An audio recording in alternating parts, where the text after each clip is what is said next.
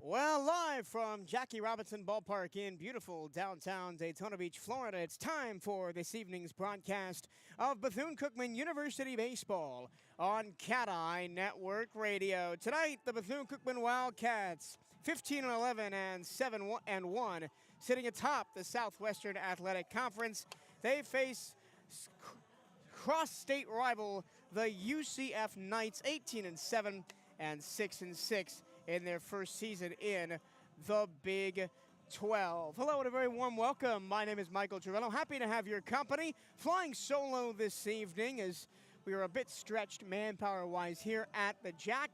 It hopefully is the final non-conference game for radio-only broadcast, as we should be back up in the press box by Friday against Jackson State for a big conference showdown. Well, the Wildcats begin the first of their two midweek clashes this afternoon as they take on UCF, and then they will immediately jump on the bus and travel up to Tallahassee tomorrow night for a contest with Florida State.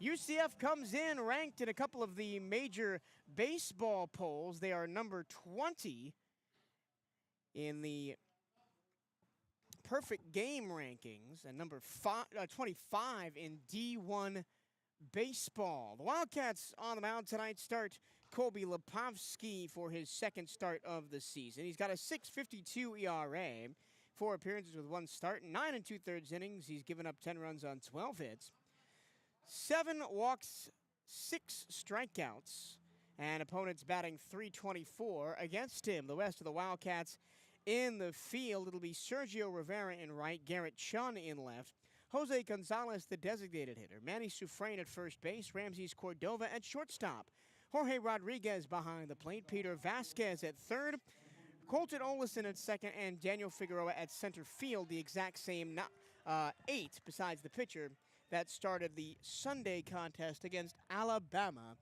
A&M. Matt Prevesk, the left fielder, digs in. He'll bat left-handed for the Knights, wearing all black. And the first pitch from the lefty Lepovsky is a strike. Fastball outside corner. And we are underway. Appreciate you joining us on a beautiful Tuesday evening here on the east coast of Florida. Second pitch downstairs, ball 1, 1-1 the count. It is perfectly blue skies, about 80 degrees. The sun beating down as it descends towards the first base line. Here's the 1-1. There's another strike on the outside black, and it's 1-2. Prevesk, a junior, batting .379. And the 1-2 from Lepovsky. Breaking ball, chop foul right at home plate. Count holds 1-2. Prevesk in 103 at-bats. He's got 21 runs on 39 hits. 6 doubles, a triple, 3 homers, and 18 RBIs, slugging .544. And the 1-2, big breaking ball misses inside from Lepovsky, 2-2. The wind, unlike usual here at the Jack, usually blowing either in from center or towards left off the water. Here's the pitch. Strike! Dre got him looking. All 3 strikes right on the outside black to the lefty. And Colby Lepovsky picks up his 7th strikeout of the season, and there is out number 1. Now here's the second baseman, Brandon Calise. A sophomore batting .290, making only his 9th start of the season. We got a couple of first-time starters on the year for the Knights further down the order. First pitch to the righty is low and inside, ball 1. Calise, in 31 at-bats, has 7 runs on 9 hits, 2 doubles, no triples, no homers, and 3 runs batted in, slugging .355. And the lefty deals. There's a strike, fastball at the knees, and it is 1-1. I mentioned the wind. It is blowing hard out towards right field today, which is odd here at the Jack. Not often do we see that. Here's the pitch, swing and a miss. Looked like a sinker that got him to swing and miss, and for the second straight batter, it's 1-2 on Calise. Lepovsky works quickly, and this one's grounded towards third. Moving over, Vasquez throws across, a stretch by Sufrain, and he's off the bag. So Khalees is safe, and the Wildcats missed the chance for an easy put away. They'll call that an error on Vasquez at third. So E5 for Khalees, and here is Lex Bodecker. He's junior, batting .286. With a runner on first and one down, a throw back to first, and Khalees dives in safely. Bodecker in 105 at-bats, most on the team. 17 runs on 30 hits, 5 doubles, 1 homer, 14 RBIs. And the first pitch to him from Lipovsky is a ball outside, missed with the fastball.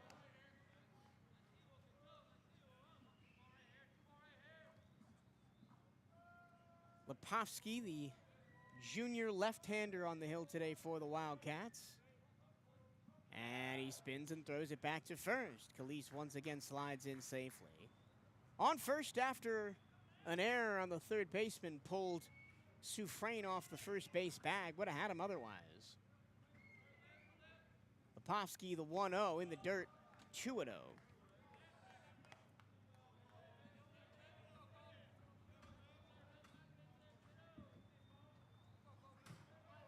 First of 2 midweek contests for both of these teams tonight. I mentioned the Wildcats will be at Florida State tomorrow. Here's the pitch. And it's a ball outside again. And it's 3-0 to Bodecker. But the Knights get North Florida, a team the Wildcats walked off with a 2-1 win 7 days ago. Pitch. Correction, 14 days ago. And a strike, they throw down to first. Khalees slides back in. The Wildcats have been very aggressive at throwing those runners out over it, or trying to throw those runners out from behind the plate over at first base. So the count 3-1 on Bodecker.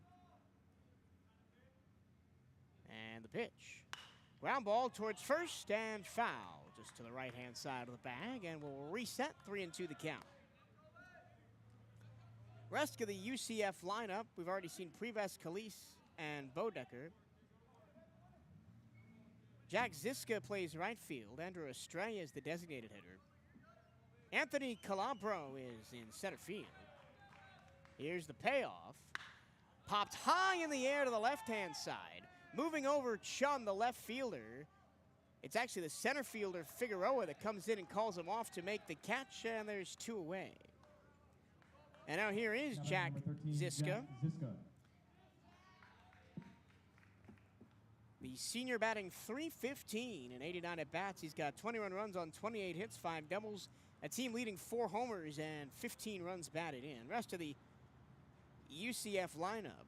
Andrew Brate is at third, Dylan King behind the plate, and Mike Kluska is short. Spin to the throw back to first. 2 down. Khalees on first after an error to the third baseman, Peter Vasquez.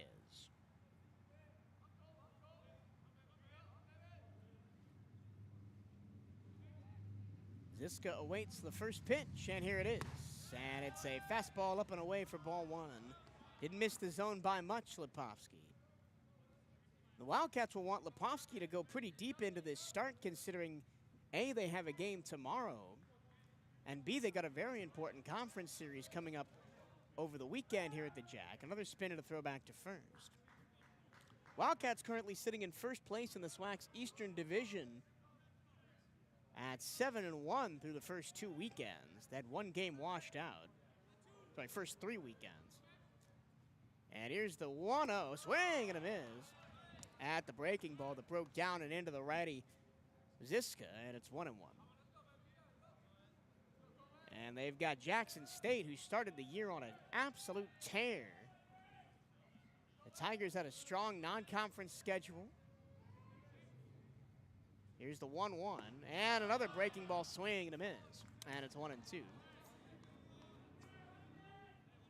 As well as starting decently in conference play, the Tigers sit third in the SWAC East, behind Florida A&M in second.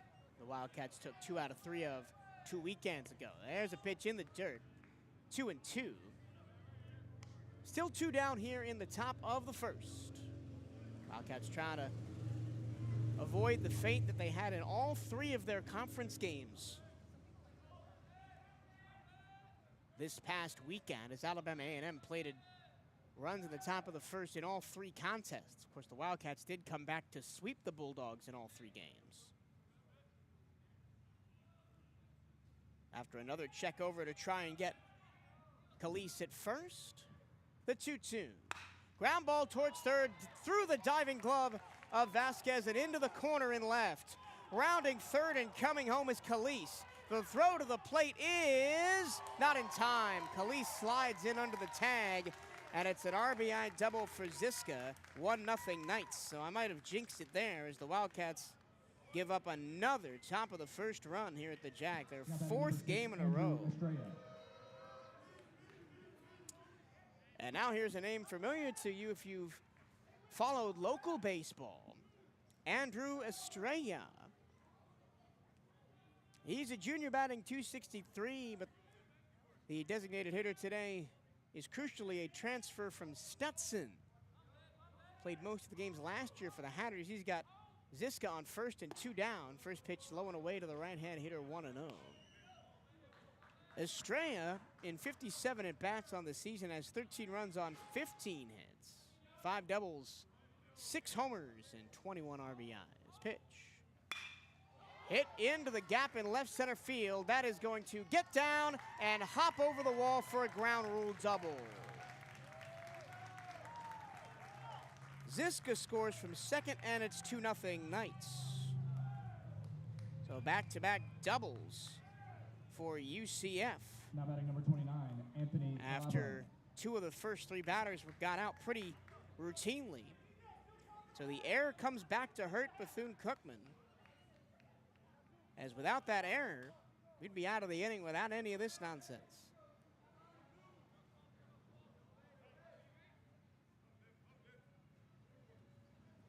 And that'll bring up Anthony Calabro. Pitch. Ground ball right back up the middle, off the mound and into center field for a base hit. Rounding third and coming home, here's Estrella, and he's safe, and it's 3-0 UCF.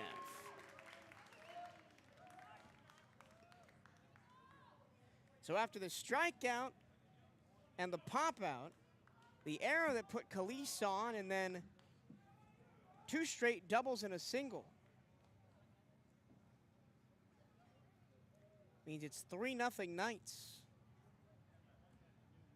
And already a meeting on the mound between Bethune-Cookman pitching coaching staff and Colby Lepovsky.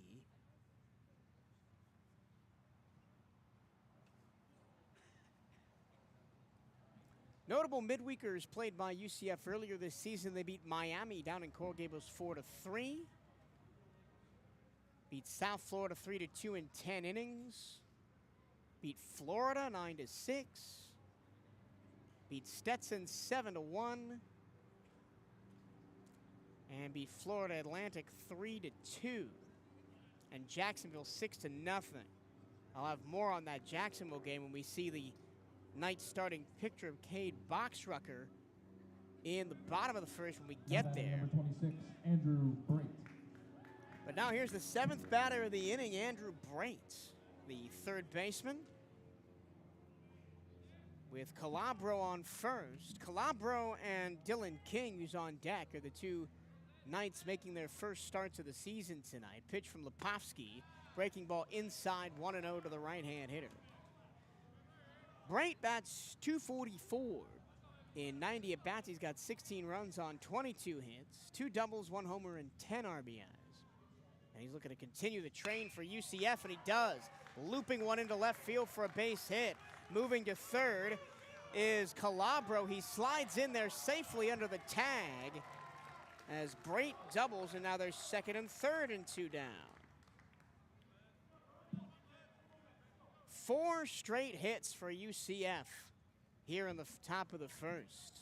Now batting number 28, Dylan King. And the Wildcats are in danger of being in the exact same position they were on Sunday against Alabama A&M, down 4-0, potentially more before they can even shake a stick.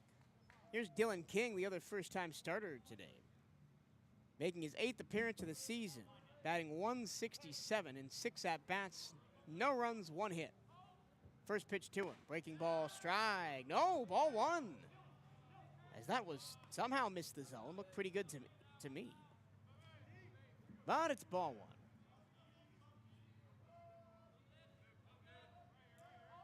Lepovsky deals, in the dirt. Colby started this inning with a lot of confidence, getting the first two of the first 3 nights pretty succinctly. And now the pitch. Ground ball towards first, fielded by Soufrain on 1 hop. He'll walk to first himself in the inning, but 3 runs on 4 hits, 1 error, and 2 left on. And we go to the bottom of the first. Knights 3, Wildcats coming to bat. This is Bethune-Cookman University Baseball on CatEye Network Radio.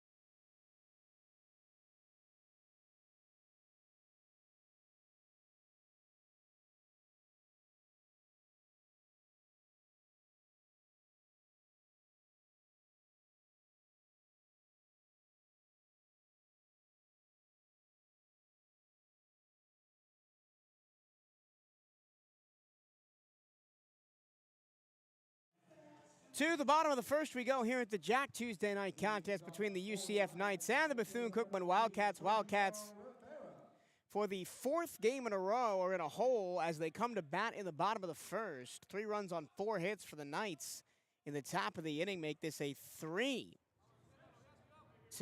game. And Sergio Rivera, the right fielder for Bethune-Cookman, stands in. A junior batting .305, and he'll be the first to face right-handed pitcher Cade Boxrucker. First pitch is strike, fastball inside corner, and it's 0-1.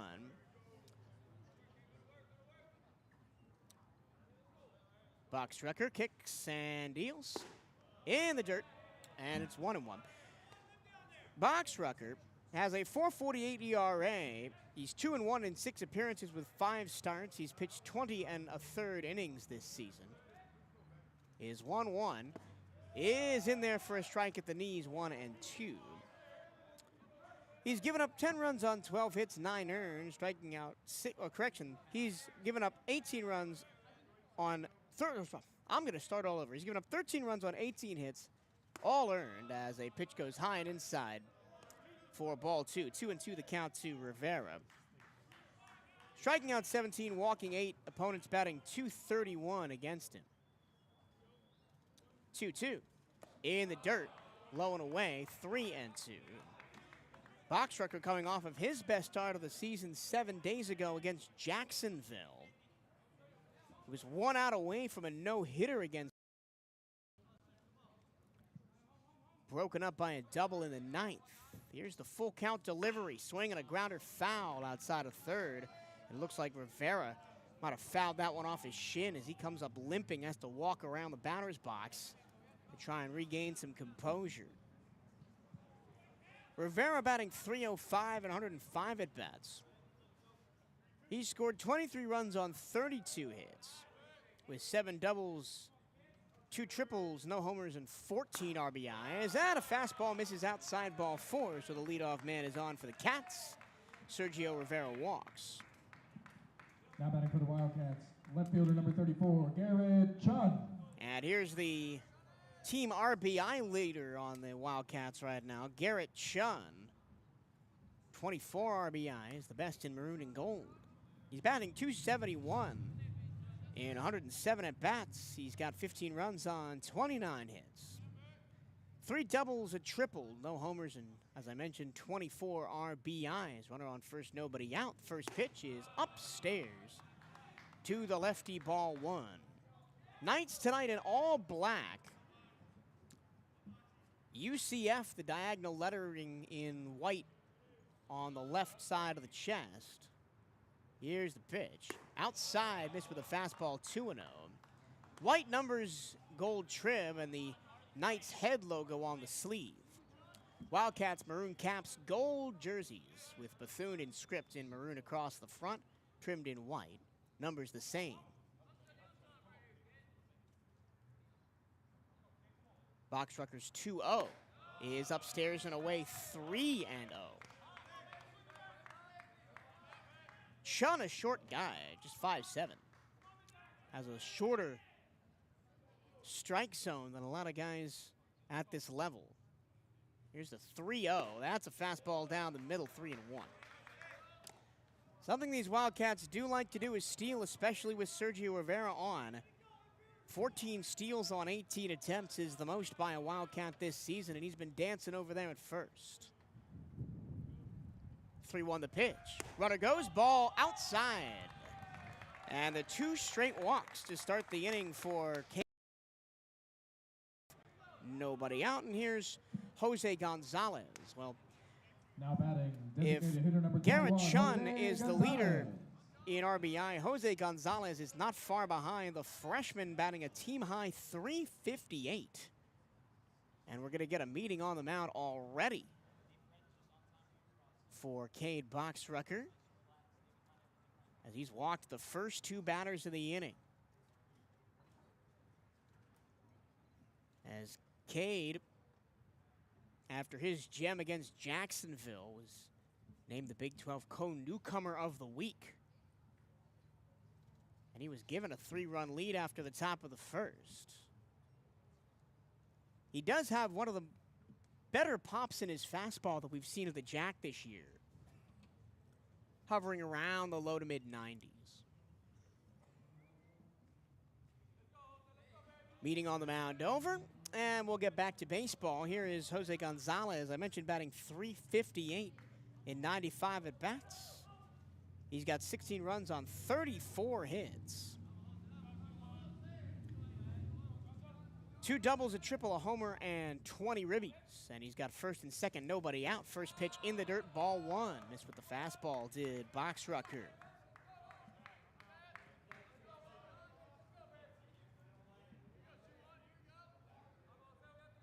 The wind lazily moves left to right across a beautiful diamond here at Jackie Robinson. The 1-0. There's a strike outside corner with the fastball, 1-1.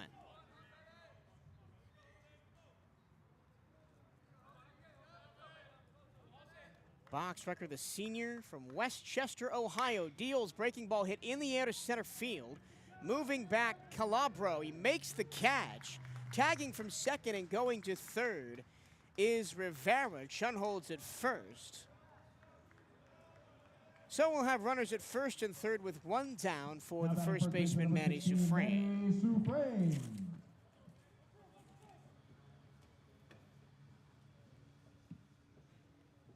Sufrain is the power in this lineup. He's also walked the most of any Wildcat, 25 walks. correction, 27 walks. And the lefty has runners on the corners and one down to face Boxtrucker here, bottom of the first. Knights lead 3-0. Pitch. Breaking ball catches the zone at the knees. One of the first breaking balls we've seen Boxtrucker throw. K to transfer from Campbell up in North Carolina.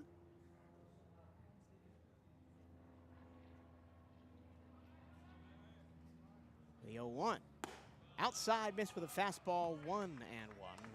Campbell in their first year in the Coastal Athletic Association, but when Boxtrucker was there, played in the Big South. Really good baseball program up there, constantly top of the mid-major heap, sometimes nationally ranked as well. The 1-1 from Boxtrucker. Strike on the outside corner, and it's 1-2. Suffrain doesn't like it, doesn't protest much, politely asked the home plate umpire where that was. Boxtrucker looking to get out of a jam here after 2 walks to open the inning. Cade deals. Swing and a miss. Suffrain strikes out, and there's 2 down. And that'll bring up Ramses Cordova. Now batting shortstop number 36, Ramses Cordova. I mentioned Manny Suffrain has the most walks of anybody on the Wildcat team. What I didn't want to mention is he's tied for the most strikeouts as well, now 26 on the season. Here's Ramses Cordova with 2 down and runners on the corners. The junior batting .240. And righty to righty, the first pitch is a slider chopped toward third. Charging is Brait. He throws out of it. No runs, no hits, and 2 left on after the 2 walks. And after a full inning of play, it's 3-0 UCF over Bethune-Cookman right here on CatEye Network Radio.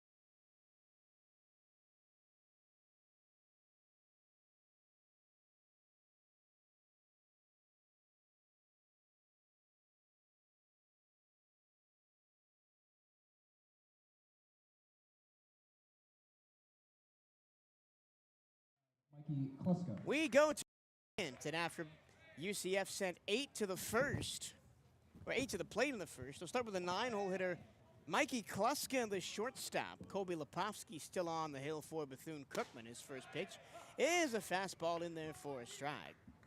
Added 0-1.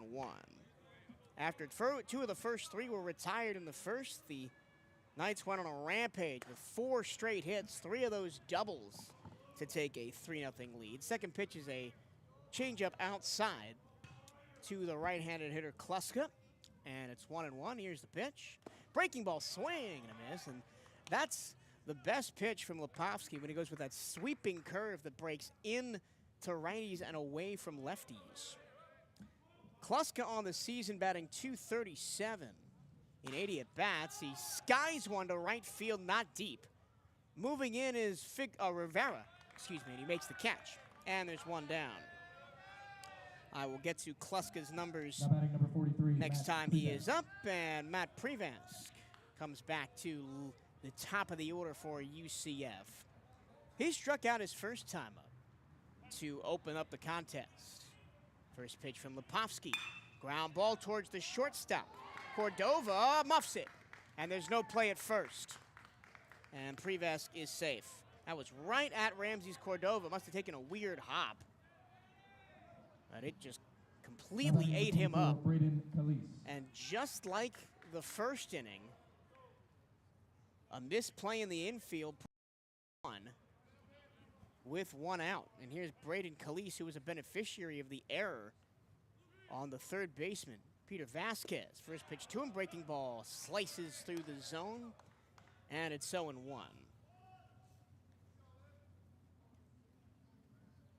Reached on the error, did Calise. Eventually came around to score on the double down the left field line by Ziska. And the spin and a throwback to first. UCF, not a lot of steals this year. Most of the starting lineup is Bodecker with 9. Nobody else in the lineup today for the black and gold has more than 5. Here is the 0-1. Popped high in the air to right field again. Rivero, watching it, makes the catch.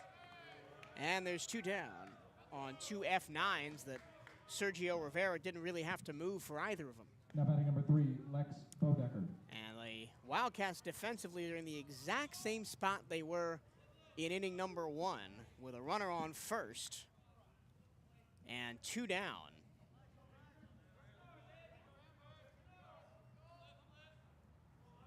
Bodecker flew out to center his first time up. First pitch to him. Slider misses the zone upstairs, and it's 1-0. They are giving the play it short to put Prevesk on an error. So that's the second error on the Wildcats' left side of the infield today. Pitch, fastball catches the outer black to Bodecker, and it's 1-1. It's a beautiful day to be out to the ballpark, and we've got a pretty good crowd here at the Jack. A lot of UCF fans have made the trek over from Orlando. Pitch, breaking ball, almost hit Bodecker, but he misses inside. 2-1.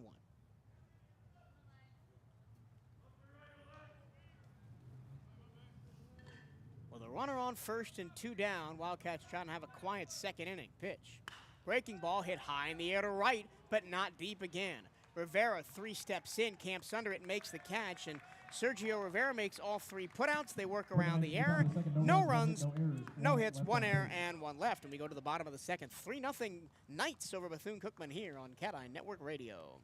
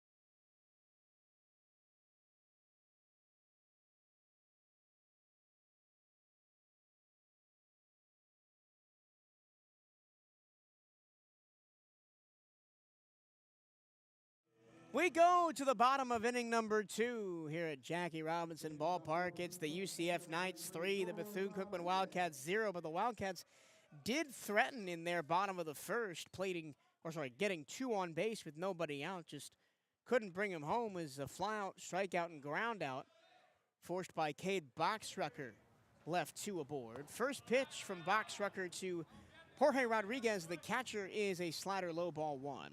Rodriguez, a junior, batting .241 in 58 at-bats. He's got 10 runs on 14 hits, 4 doubles, 2 homers, and 6 RBI. Second pitch, also a ball missing inside, and it is 2-0. Boxrucker struggled with command early in this one. Walked the first 2 in the first inning, Rivera and Chun. Ended up recovering to strand them both. Here's the 2-0. Fastball down the middle, fouled away to the left-hand side. Rodriguez just a little bit in front of that one. Again, this fastball from Boxrucker is faster than the Wildcats are used to seeing here at the Jack. 2-1. Another fastball misses outside corner, and it's 3-1.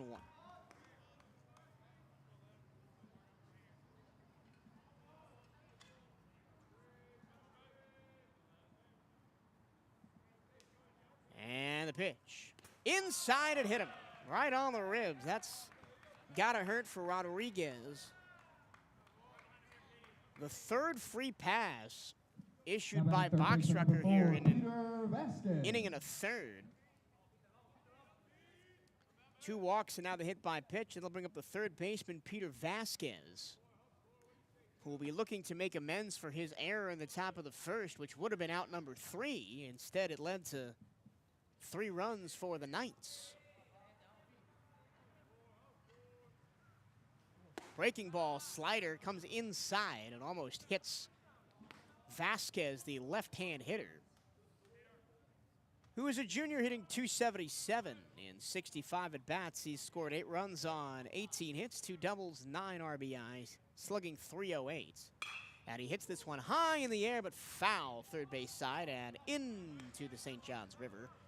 If you've never been here to Jackie Robinson Ballpark, we do not get a lot of those foul balls back. The St. Johns River behind the concourse on the first base side, and Orange Avenue, a pretty busy street on the third base side. Here's the 1-1. Swing and a miss. Waved at a fastball outside and low. And it's 1-2 to Vasquez.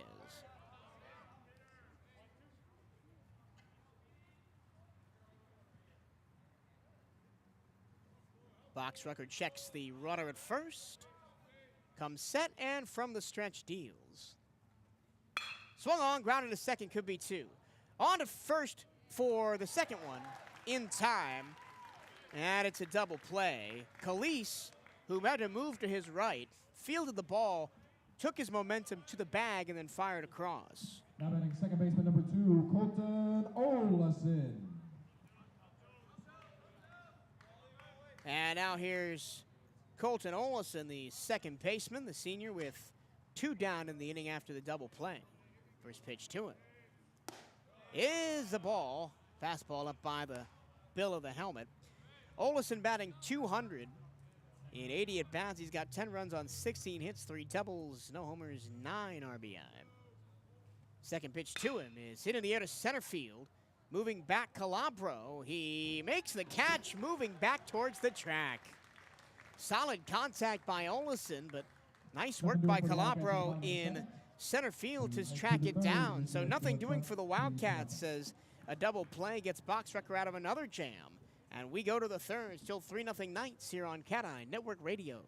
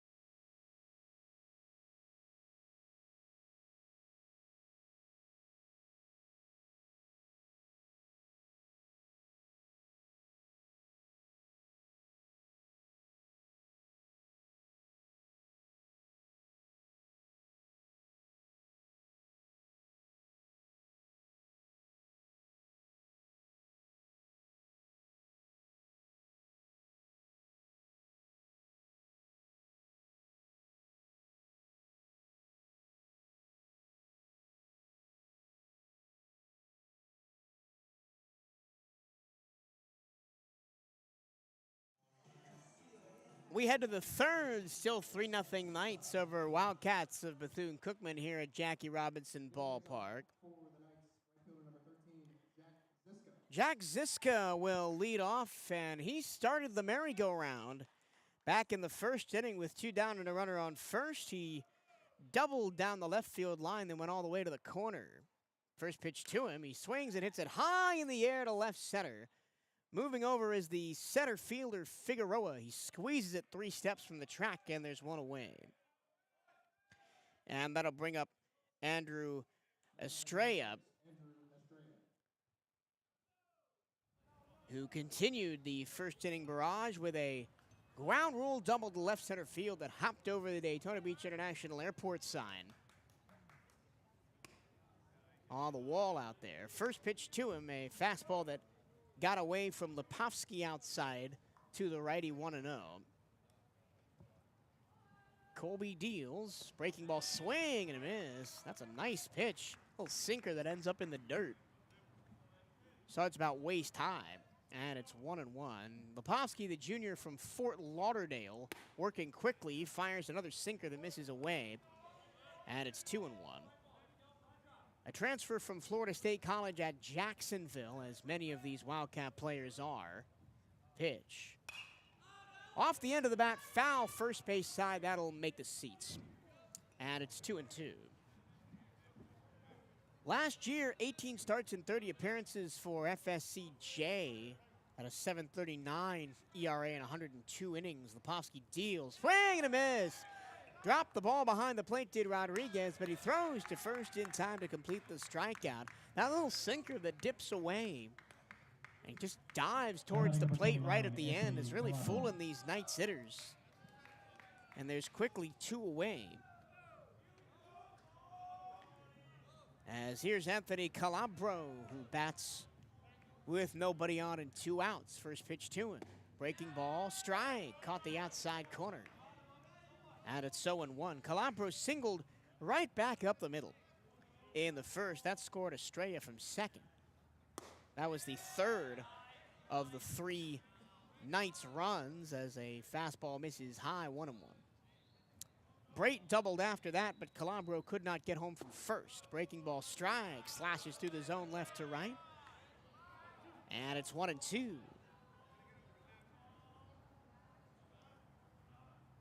Lepofsky working really quickly. Tries to catch the outside corner with another sinker. Doesn't get it that time, though, and it's 2-2. Lepofsky high school ball down at Taravella High School in Fort Lauderdale. 2-2, 2 down. Breaking ball, strike 3 called. Slider on the outer black to the right hand, hitting Calabro. So 2 straight strikeouts for Lepofsky, and the Knights go 1-2-3 in the third. We head to the bottom of the frame. It's still 3-0 UCF here on CatEye Network Radio.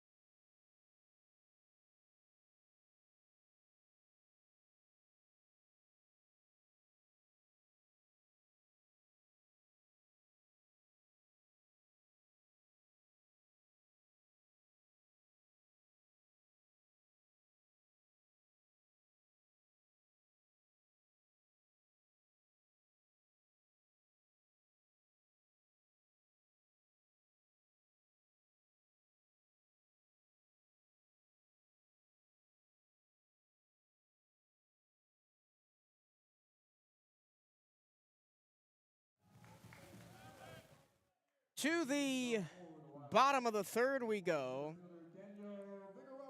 And the last Wildcat to head to the plate in the ball game will do so. This is the 9-hole hitter, center fielder Daniel Figueroa. Cade Roxrucker still on the mound for the Knights as his breaking ball taps the middle of the zone for strike 1. Figueroa making only his 15th start of the year. The Wildcats have shuffled around their lineup. He squares to bunt. Ball goes in the dirt 1-1. He's batting .269 in 52 plate appearances with 12 runs on 14 hits, 2 doubles, 4 RBI, slugging .308 with an on-base of .387. He swings and chops one towards third. It will go foul, barely over the third base bag, and the third baseman, Andrew Bright, is lucky it did so because he did not charge that at all. He sat back on it and waited for it to come to him, and if that touches the bag or stays fair, that's an easy single for Daniel Figueroa, who's one of the faster runners on this Bethune-Cookman team around the base path. You'll often see him square to bunt with nobody on base, just trying to work a bunt single. Count 1-2 on him. And the pitch. Fastball misses away. 2-2. Figueroa second in this starting lineup in terms of steals. 11 successful on 12 attempts, and he watches strike three right down the middle with a fastball. And one down in the inning. And we go back to the top of the order with Sergio Rivera, who led off the bottom of the first with a leadoff walk.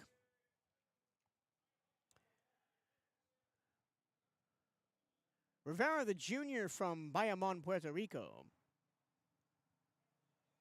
prepped at Leadership Christian Academy. First pitch, a fastball strike at the knees, and it's 0-1. Rivera's had a bouncy road to get here to Bethune-Cookman through the college ranks. Breaking ball misses low, 1-1. Started his freshman year at the University of Kansas, but only made 3 starts in that season. Breaking ball popped up on the infield right above second base bag. The second baseman, Khalees, moves over, makes the catch, 2 down. And that'll bring up Garrett Chun. Now batting left fielder number 34, Garrett Chun. Chun, the second walk recipient in the first from Boxrucker. He's settled down after those 2 opening walks in the first. He's retired 8 of 9 Wildcats. In the first pitch, a fastball strike at the knees. The only other base runner Bethune-Cookman has had was a hit-by pitch to Jorge Rodriguez to open up the second. Here's the 0-1 in the dirt, but called a strike as it clipped the front of the zone on its way down. And it is 0-2, to Chun. 2 are already in the inning. Boxrucker trying to get a quick one out of the way here. Fastball at the letters, misses high, 1-2. Wildcats still do not have a hit tonight, as all 3 of their base runners have been via the free pass, 2 walks and a hit by pitch. Breaking ball, chopped towards first, but foul, and Chun stays alive.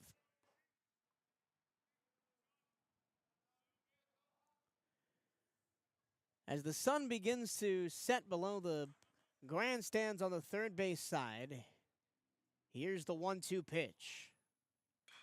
Golfed high in the air, left side, and foul into the bleachers. And the count holds 1-2. The shadows begin to encroach on the field of play. The entire field is still in the sun except for the plate, which is now in shadow.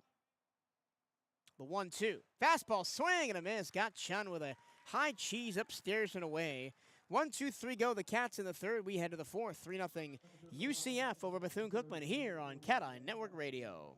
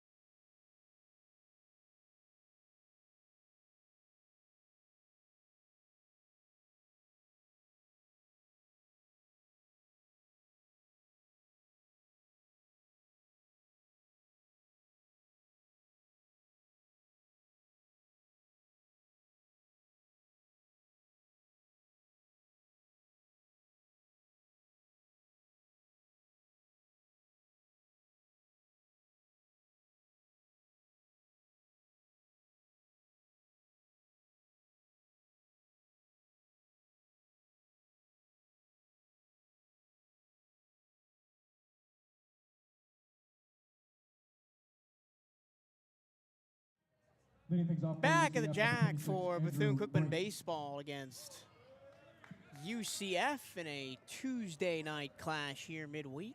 Non-conference schedule continuing for both of these teams. Lepofsky. First pitch to Andrew Brate is upstairs, ball 1. Brate was the last Knight to get a hit in that 3-run first inning as he doubled to right center field. Pitch. There's a fastball in the zone, and it is 1-1. Brate, with that double to right center field, moved Calabro from first to third, although they were both stranded with a ground ball to get the third out from Dylan King. Breaking ball misses the zone outside of the right-hand hitter, and it's 2-1. You wonder how long Lepofsky is going to ride tonight. Pitch. Ground ball foul outside of third, 2-2. Because of the extra midweek game for both of these teams, they'll be looking for some length from their starters. Of course, the Wildcats will go to Tallahassee to play Florida State tomorrow. UCF plays North Florida, a team the Wildcats have already played once and beat in a midweek contest. The 2-2. Hit in the air to right center field, but not deep. Moving in, the center fielder Figueroa stretches up to make the catch, 1 down. And here's Dylan King, who grounded out to the first baseman Manny Sufrain to end Dylan King. the first inning.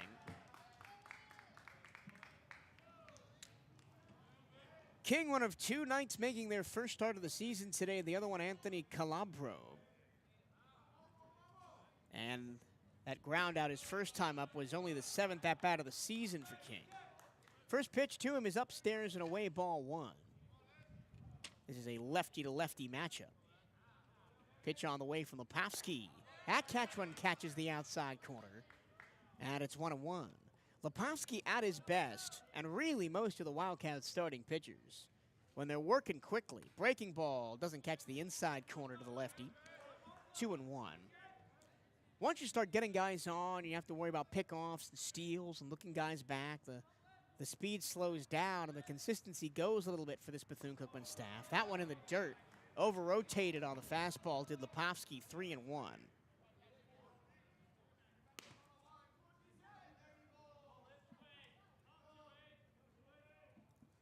Lepofsky's only other start was 7 days ago against South Florida. And the 3-1. Upstairs, ball 4. And that's the first free pass issued by Lepofsky. So he did get hit pretty hard in that first inning, and there have been an error and a couple of defensive miscues by the Wildcats that haven't helped him out, but he had not walked anybody previous to that. Now here's Mikey Kluska. Kluska flying out to center his first time up to begin the second. And he only saw 1 pitch in his first AB. Here's the first one to him. He checks his swing, and it's strike 1. Fastball at the knees. Here are his numbers. He's a senior batting .237. In 80 at-bats, he's got 12 runs on 19 hits, 3 triples to lead the team, and 12 RBI. Spin and a throwback to first from Lepofsky. King slides back in safely. King, no stolen bases, no attempts on the year. Of course, hasn't had many opportunities to steal a bag. Here's the 0-1. Breaking ball towards second, over the head of Olison and into right field. That's going to get to the track. Rounding third and coming home all the way from first is Dylan King, and actually he will hold up as a strong throw from Rivera in right field. Keeps him at third, but it's a double for Kluska. And now with 1 down, the Knights are threatening again with runners on second and third. And the top of the order coming up, here's Matt Prevesk, who struck out his first time up to begin the game of the first. And then hit an infield single to the shortstop side. Was originally called an error, but the official scores did rule it a single after some deliberation, and a breaking ball hits him in the shoulder. First pitch, and the bases are loaded. And so after not allowing a free pass in the first 3 innings of play, Kobe Lepofsky, after getting the opening out of the inning on a fly ball, has gone walk, double, hit by pitch. And the bases are juiced with 1 out for Braden Calise, who reached on an error in the first, eventually came around to score on the Jack Ziska double. As head coach Johnny Hernandez is going to talk to the home plate umpire about something he saw. Not sure, maybe he's asking perhaps if there was a swing on Prevesk when he got hit in the shoulder. He looked like he checked it. I'm not sure that's going to be a swing. The umpires will get together and talk about it. Lepofsky has twice pitched 3 2/3 innings. I mentioned the start against South Florida where the Wildcats barely lost that one 6-5. Had the bases loaded in the ninth, couldn't bring them home. And of course, one of the games against Northwestern, he was in there for 3 2/3 in the middle innings, and the Wildcats dropped that one 10-5. All 4 games he's appeared in this season have been losses for the Wildcats. Here's the pitch. It's in the dirt, ball 1 to Calise. Nothing came of that objection by Coach Hernandez. King on third, Kluska on second, Preveska on first, 1 down. Pitch in the dirt, ball 2. And 2 uncompetitive pitches from Lepofsky, and now he's in a danger of walking in a run. The shadows that continue to encroach from the home plate towards the pitcher's mound. Here's the 2-0. Liner right to third, in and out of the glove of Vasquez. They go home for 1 out, and that's all they'll get. It was hit right at Vasquez at third. It popped out of his glove, but he picked it up and fired home to get the force out on Dylan King. Now batting first baseman number 3, Lex Bodecker. So Calise on with a fielder's choice. King out going to home. Kluska goes to third. Prevesk goes to second. The bases are still loaded with 2 down. Pitch. And it hit him. First pitch hits Bodecker. And it's 4-0 Knights as Kluska walks in from third base. And something Coach Hernandez talks a lot about. He talks to the staff before and after games, talks to his players about a lot, is strikeout to walk ratio. And in the first 3 innings, it was great. 3 strikeouts, no walks for Lepofsky, but now 3 free passes in the inning as he walks in a run, and it's 4-0 Knights, and that's the end of the day for Colby.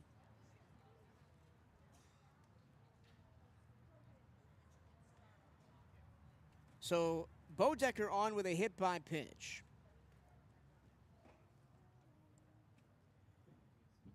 Kluska walks in from third. Prevesk goes to third. Calise goes to second. And Bodecker is on first. And we will have a new pitcher for Bethune-Cookman. It'll be the junior right-hander from Jacksonville, Dylan Dudonis, who will come on to try and get the Wildcats out of this bases-loaded jam here in the 4th. Only 1 run given up so far. Wildcats trail 4-0. Your attention, please. Now pitching for Bethune-Cookman. Here in the top of the 4th. Dylan Dudonis. And expect to see a rotating door of Cats out of the bullpen for the rest of this game as they attempt to keep arms fresh not only for tomorrow, but for the weekend series against Jackson State. So as Dylan Dudonis warms up, I'll get you his numbers. He is making his 7th appearance of the season. He is 3-2 with a 4.19 ERA in 19 1/3 innings pitched. He's given up 9 runs on 12 hits, all earned, striking out 14 and walking 11. He's allowed no doubles, 1 triple, 3 homers, 2 wild pitches, 3 hit by pitches, and has thrown 312 competitive pitches. He dazzled in his first appearance of the season, going 5 complete in the Wildcats' win against Florida Atlantic 10-4 back on the 20th of February. giving up 2 runs on 6 hits, striking out 2. And multiple times getting the Panthers into easy outs with runners on as the Wildcats won that game 10-4. He also picked up a win in the midweek win against Jacksonville a couple weeks ago, where he went 4 innings, allowed 1 run on 1 hit, and struck out 4. But again, he is in a tough spot right here. Bases loaded, 2 outs, top of the 4th, 1 already in the inning. First pitch is a slow breaking ball that misses the zone upstairs to Jack Ziska. Jack doubled in Khalees in the first down the left field line, and he watches that one, another breaking ball outside and low, and it's 2-0. And then in the third, Ziska flew out to center as the Knights went 1-2-3 in that frame. Dudonis deals. Fastball low and away, 3-0, and the Wildcats cannot find the zone at the moment. And you got to think that the stop sign is on for Ziska here, and it is. Fastball right down the middle, 3-1. And unfortunately, if you're Dudonis, you got to be competitive with this pitch. You got nowhere else to put him. Here's the 3-1. Ball 4 low. 4th free pass of the inning. 2 walks, 2 hit by pitches. Prevesk walks in from third. Khalees goes to third. Bo Decker to second. Andrew Estrella. And Ziska to first. And it's 5-0 UCF. And now here's Andrew Estrella. Hit a ground rule double in his first at-bat. Breaking ball, ground ball through the diving glove of Cordova at short. 1 run scores. Here comes the throw to the plate. The throw is not in time as Khalees scores from third. Bodecker scores from second. And it is 7-0 UCF. Now batting number 29, Anthony Calabro. Ziska on second, and a 2 RBI single for Estrella, who now has 3 RBI in 3 plate appearances tonight. Still 2 outs in the 4th. First pitch coming to Calabro, is a ball low. And it's 1-0. And if Calabro gets on, the Knights will have batted around because Andrew Brate is on deck, who flew out to lead off the inning.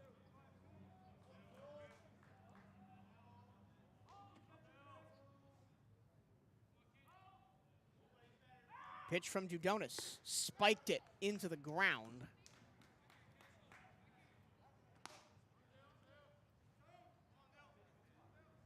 For a ball.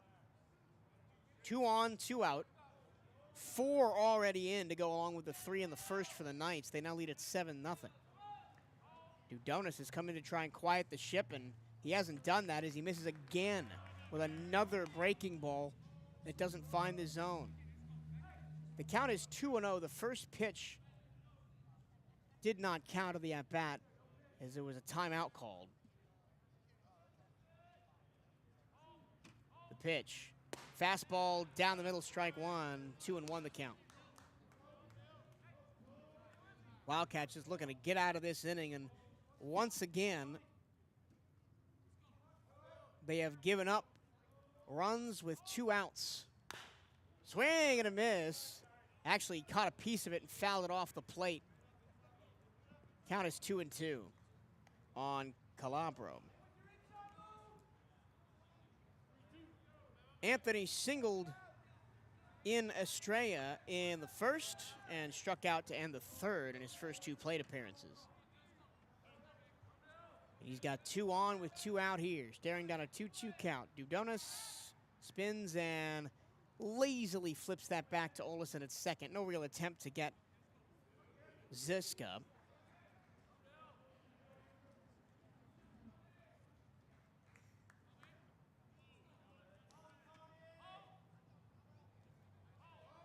Long look in here from Dylan Dudonis. The junior deals. Upstairs, runners go, no throw. It'll be a stolen base each for, oh no, it's a ball 4. The scoreboard had the wrong count. 26, Andrew Brate. So another walk. And the Knights have batted around here in the 4th. Here's Andrew Brate, who led off the inning with a fly ball out to center.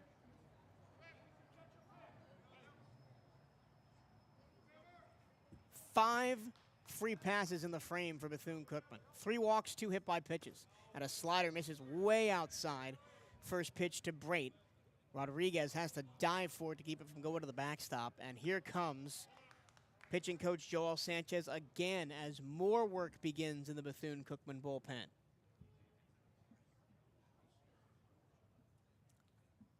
This is the first time an opponent has batted around against the Wildcats at the Jack this year.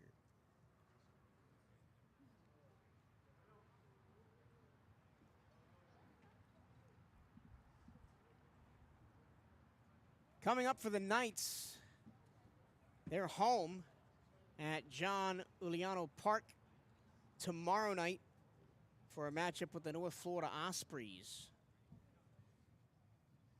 And they'll stay in Orlando over the weekend as the Kansas State Wildcats come to town for a big Big 12 series. I realize that sounded weird. Big, Big 12 series. Wildcats 6-6 in the Big 12 to open up the season.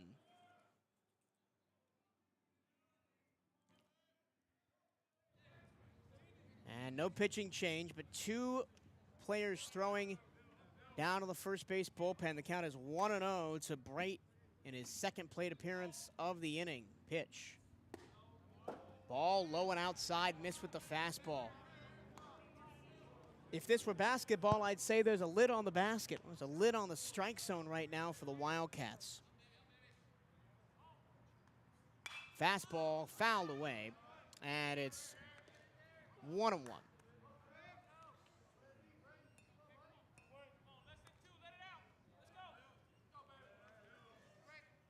Runners on every base. Here's the pitch. In the air, right center. Racing after it, Figueroa. He makes the catch on the run.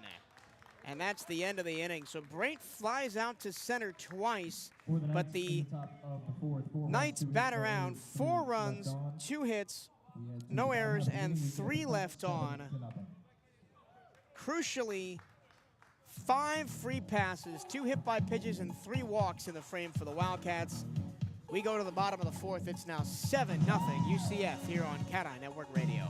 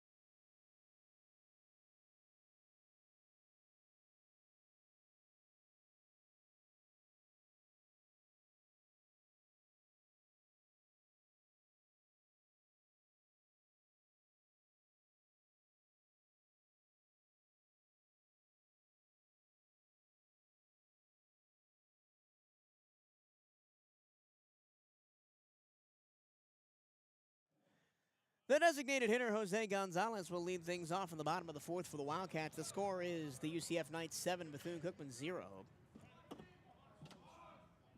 In the bottom of the 4th, and the Knights have plenty of run support for Cade Boxrucker as he deals a slider in the dirt for ball 1. Boxrucker still is not allowed to hit. The 3 base runners the Wildcats have had in the game, 2 walks and a hit by pitch.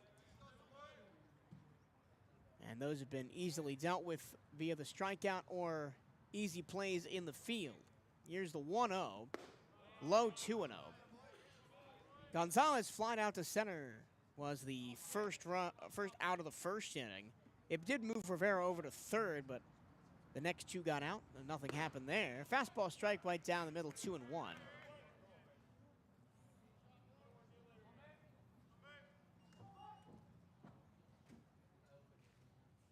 That one grounded towards short, moving to his left. Kluska makes the play, skips it to first in time. It was an awkward throw from Kluska. Good job by Number 16, Manny Soufrain. To pick it out of the dirt. It's not dirt, it's turf here. If you've never been to the Jack, the only places that are actually dirt are the mound and the area around the plate. Everything else turf. The warning track, the infield, the outfield, all turf. And here's Manny Soufrain. First pitch to him is a fastball, low ball 1. Soufrain struck out his first time up. That was the second out of the first inning.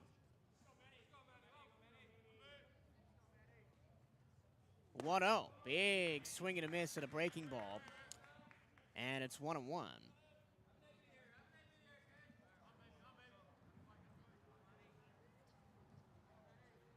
Boxrucker from the stretch. Outside ball 2. 2-1 to Soufrain. In the one hitter against Jacksonville last week, he of course allowed the one hit. There's a strike at the knees, and it's 2-2 to Soufrain. Went 8 2/3 innings. Struck out 4, allowed 3 walks with 1 wild pitch.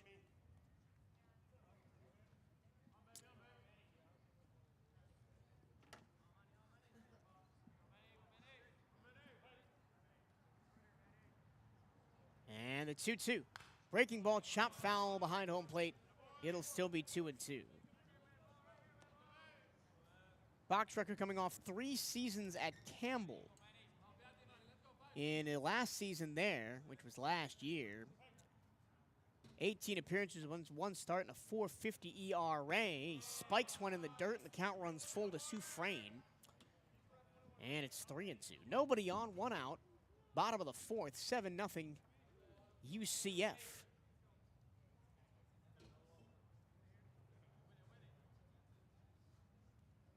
Here's the full count delivery in the dirt, ball 4. Oh no, now it's 3-2. So the scoreboard was ahead.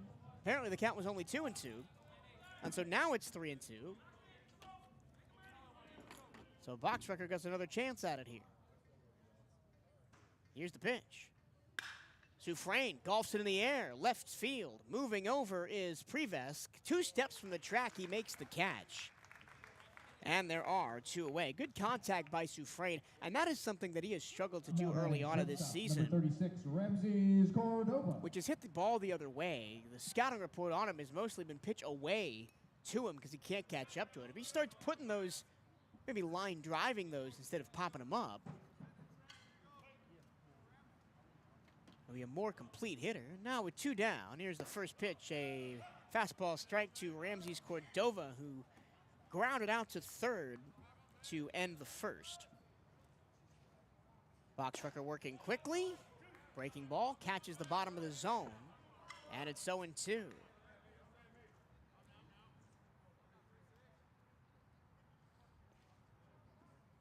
Off the end of the bat. And Cordova stays alive.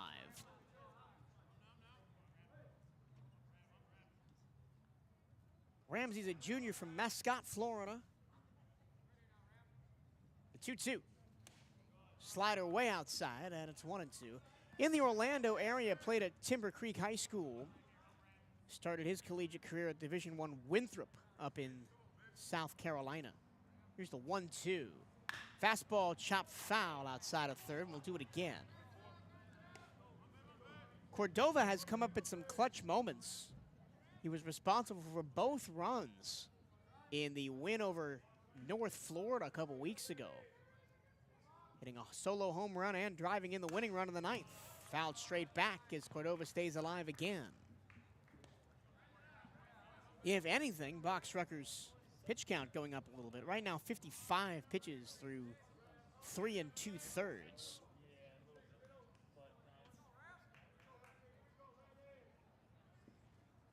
And the pitch is in the dirt. Cordova rewarded for all that battling, and it's 2-2.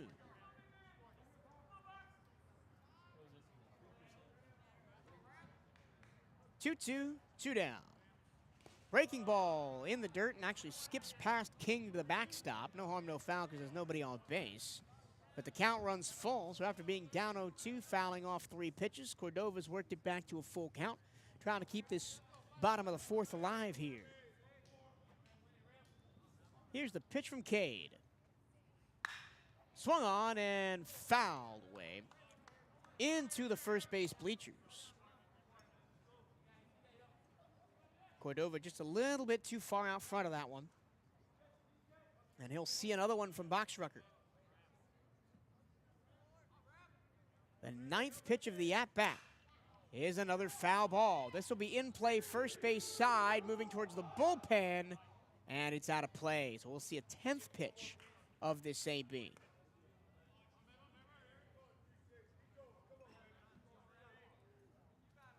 Bodecker, Calise, and Ziska all raced over to try and get it, but it eventually did go out of play behind the first base side bullpen. Once again, the full count delivery. Strike 3, struck him out looking on a fastball on the inside corner. 4th strikeout for Boxrucker. Wildcats go quietly of 4th. No runs, no hits, none left. And we go to the 5th inning of play. 7-0 Knights right here on CatEye Network Radio.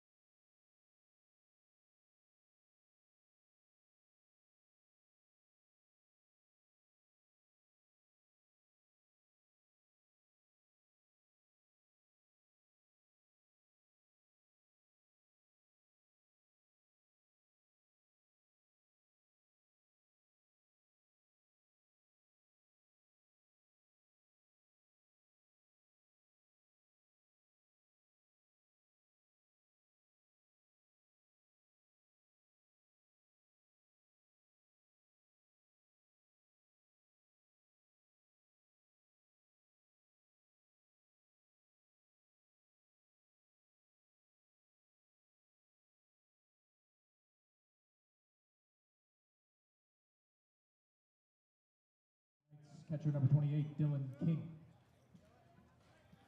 Dylan King leads off the 5th for the Knights. Takes a fastball at the knees. Dylan Dudonis still on the mound for Bethune-Cookman after coming in midway through the 4th, giving up a couple of runs. Second pitch also a strike. Fastball at the knees, 0-2 to King. Dylan grounded to first base unassisted to end the 1st. Reached on a walk in the 4th. Here's the pitch. Upstairs, ball 1, 1-2. And then was caught going home after a line drive was muffed by Vasquez at 3rd. He fired to home to prevent the run. Here's the 1-2. Breaking ball outside, 2-2. Dudonis, the catcher Rodriguez, the third baseman Vasquez. Everybody thought that was going to be strike 3, but the at-bat continues for King. Here's the pitch. He golfs it foul, first base side out of play, and the count is 2-2. King, a junior from Delray Beach, and a transfer from North Carolina. Assistant coach Derek Cartaya calls for time and goes to retrieve that baseball that ended up behind home plate after hitting the screen. King, originally from Delray Beach, prepped at Delray Beach High School. And the pitch is outside in the opposite batter's box, forcing Rodriguez to jump for it, and the count runs full. Batted .250 in his 2 years at Chapel Hill. Here's the pitch. Swing and a miss. Ran the fastball right by him, did Dudonis. And there's one out here in the fifth. Number 5, Mikey Kluska. And here's the 9-hole hitter, Mikey Kluska. Flew out to center to begin the second, and then doubled and scored in the fourth.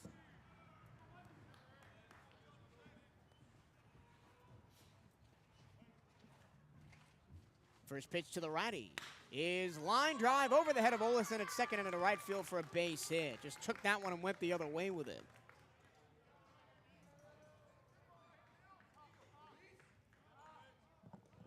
And I always get to the ballpark early, about an hour, 45 minutes, 2 hours early, and watch batting practice and warm-ups for both teams and see what the coaches are saying. Something that UCF worked on a lot in batting practice this afternoon was hitting the ball the other way. Here's the pitch, swing and a miss. Fastball strike to Matt Preves, because we're back to the top of the order. One down and a runner on first here in the fifth. They had everybody that came up focus on hitting the ball the other way, going with outside pitches, and it worked out right there for Kluska. Here's the pitch to Preves. He hits it in the air to left. Camping under it is Chun. He makes the catch, and there's 2 down. He fires back in to hold the runner at first. Now batting second baseman number 24, Braden Calise. And here is Braden Calise, the only Knight to score 2 of the 7 runs for UCF in the ball game. Calise reached on an error in the first, eventually came around to score on the double by Ziska. And then reached on a fielder's choice. That was the line drive towards third that was muffed by Vasquez and eventually fired home to get King. He eventually would come around to score on the carousel of walks for the Wildcats. 5 free passes in the fourth for Bethune-Cookman. Here's the first pitch. Breaking ball misses outside. They throw back to first. And sliding in safely is Kluska. He got a pretty big lead out there. And if Rodriguez's throw was a little bit closer to Manny Sufrain and he didn't have to stretch so far, that might have been an out.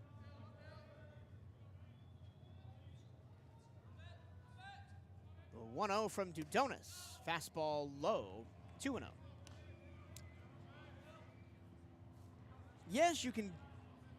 The first inning is what it was. I mean, you gave up 3 runs on 4 hits, but then the Wildcats kind of stabilized over the next 2 innings, only allowed 1 base runner. Here's the 2-0. Pop up, first base line. Moving over is the right fielder Rivera. He makes the catch to end the inning. No runs, 1 hit, and 1 left. We go to the bottom of the fifth. 7-0 UCF here on the CatEye Network.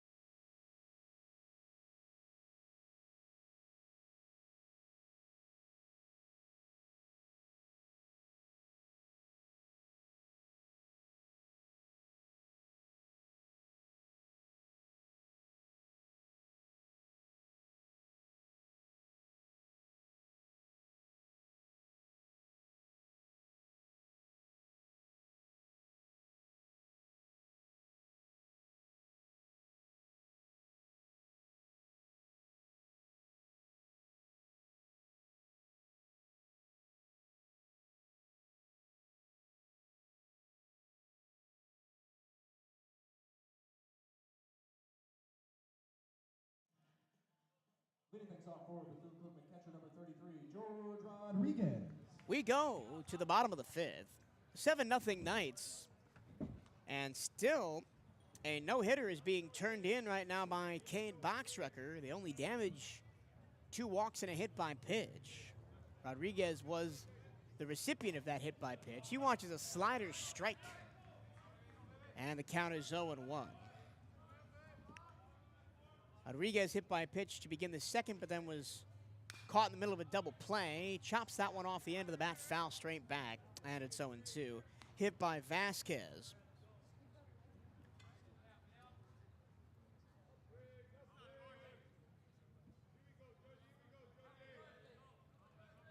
And the 0-2. In on the hands, poked toward the left side. That is going to be down for a base hit. Floated it right over Kluska's glove at shortstop and down. That is what you call a seeing eye single. And it breaks up the no-hitter for Boxrucker. And for the third time in 5 innings, the Wildcats have the leadoff man aboard. And here's Peter Vasquez, who is in this exact same situation in the second, but grounded into a 4-3 double play. And Boxrucker's first pitch to the left-hand hitter is into left field on a line. It is going to be caught by Prevesk. Nice run by Prevesk. He was playing close to the line. And if he was playing maybe standard depth, second baseman number 2, Colton Olesen. then that probably gets down for a base hit for Vasquez. He poked that one the other way. Good scouting report and good defensive positioning by the coaching staff. Great play by Prevesk as well, and reached across his body with the glove. And now with 1 down and a runner on, here's the first pitch to Colton Olesen. It's a breaking ball strike on the inside corner. Olesen doesn't agree, shakes out his gloves and stands back in. Here's the pitch. Breaking ball in the dirt for ball 1.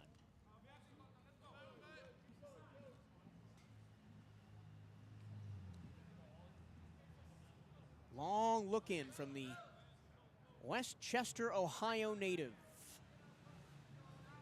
Cade deals. Fastball in on the hands for ball 2, and it's 2-1 to Colton. Olesen plays great defense, the heart and soul of this team, and has struggled offensively this year.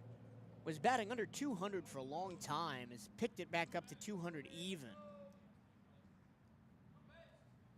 And the 2-1 into left, well hit. Going back, Prevesk. He is at the wall. It is off the wall. Is it gone?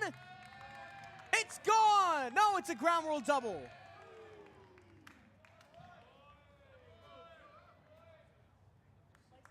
I'm not sure.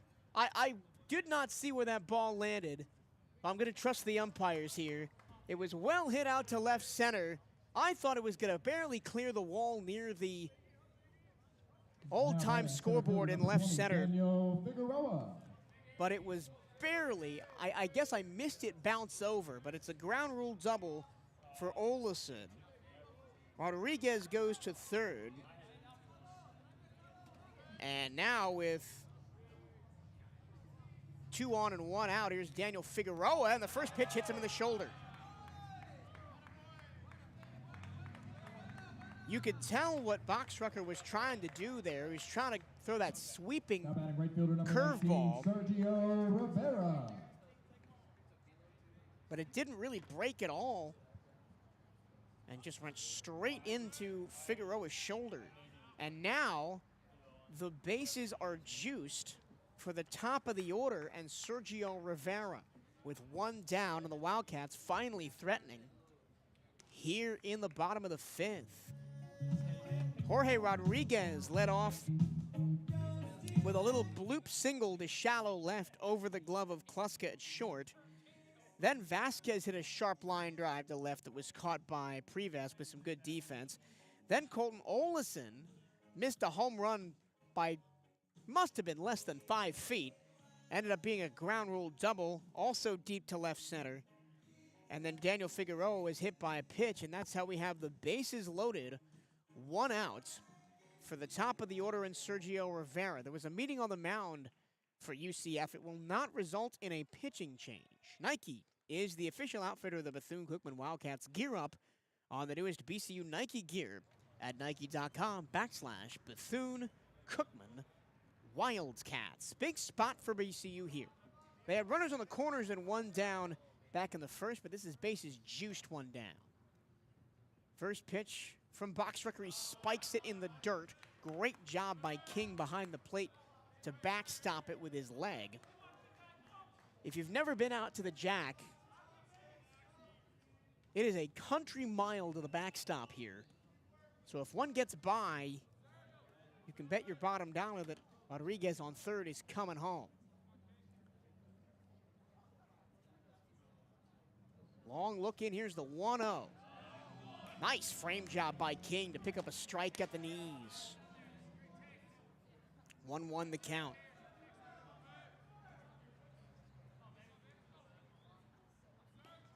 As the sun sets here in Daytona Beach on a beautiful Tuesday. Wildcats looking to get on the board. Here's the pitch. Breaking ball hit high in the air to shallow center. Moving in is Calabro, and he can't make the play. He dropped it, and a run scores. Everybody moves up a base. Rivera to first. Rodriguez scores from third. Olison goes to third. Figueroa at his second. Now batting left fielder number 34, Garrett Chun. And now, with the bases still loaded and one down, here is the leading RBI getter for the Wildcats this year, Garrett Chun, and a chance to increase his lead in that position.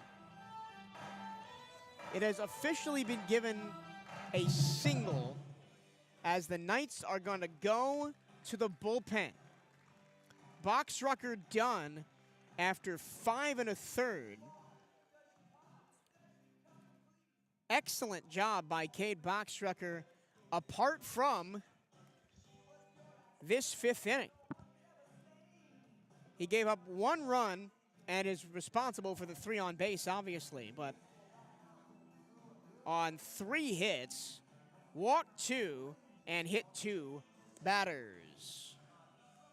Your attention please, now on the mound for the Knights, number 23, Spencer Bauer. And the new pitcher for UCF is the redshirt senior right-hander from Manasquan, New Jersey, up in my area, my original area of the woods, Spencer Bauer.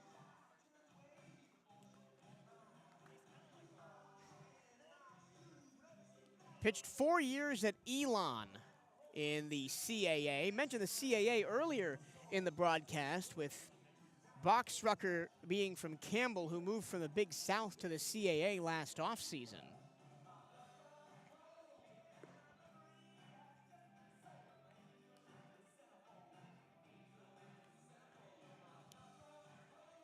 Bauer on the season has a 5.73 ERA. This is his 11th appearance with no starts. He's thrown 11 innings, given up 7 runs all earned on 12 hits with 1 homer. He's struck out 17, walked 6, thrown 1 wild pitch, hit 2 batters, has given up 2 doubles, no triples. And he comes in at a similar spot to what Dylan Dudonis had to come in for the Wildcats at the top of the 4th. With the bases loaded, 1 out. The game is now 7-1. The Wildcats are on the board. And here is Garrett Chun to face the righty Bauer. First pitch to Chun. He swings and hits it high in the air, left field side in foul territory, and it is caught. And a great throw in as well by Brait, who ran all the way from third into the BCU bullpen down the third baseline, made an over-the-shoulder catch, and had the wherewithal to fire in to hold Olison at third. Number 21, Jose Gonzalez. That's tough. First pitch swinging against the new pitcher from Garrett Chun, and he pops it up. And now Jose Gonzalez has to get it done the hard way with 2 down. First pitch to him. He watches a curveball drop into the middle of the zone for strike one. Gonzalez 0 for 2, flying out to center and grounded out to short.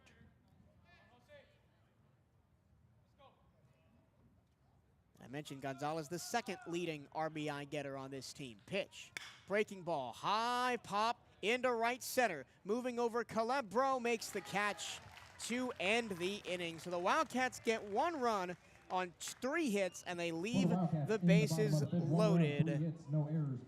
We go to the 6th. Wildcats on the board at 7-1 UCF here on CatEye Network Radio.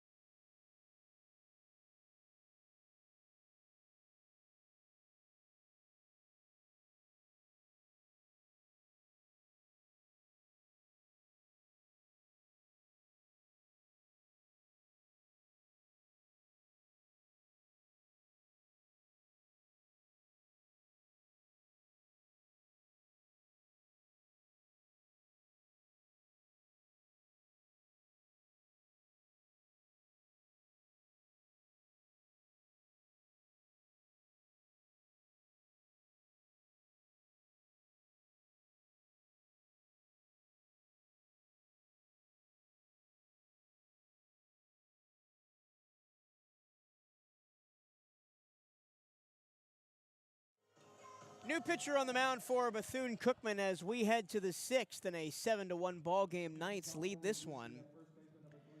It'll be the senior from Hialeah, Yoancel Diaz, making his 6th appearance of the year. First man to face him will be Lex Bodecker. Bodecker 0 for 2, was hit by a pitch in the 4th and came around to score, and he swings and misses at a ball in the dirt, 0-1. Diaz, who goes by Yo-Yo, has pitched 7 1/3 innings, giving up 10 runs on his many hits all earned, striking out 7, walking 9.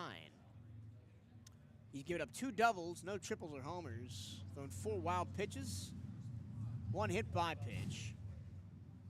He's 0-1, picks up the loss in the 3rd of 3 games in the opening series of the season against Stonehill. He's rocking a 12.27 ERA. Last year, Diaz, back of the rotation, back of the bullpen kind of guy. 20 appearances at a 7.85 ERA. Here's the 0-1. Grounded softly to first. Sufrain will take it himself. Step on the first base bag, 1 down. That's the second 3 unassisted for Manny Sufrain today. Bodecker is out, and here is Jack Ziska. Ziska had an RBI double and came around to score himself in the 1st. Flying out to center in the 3rd and then walked in the 4th.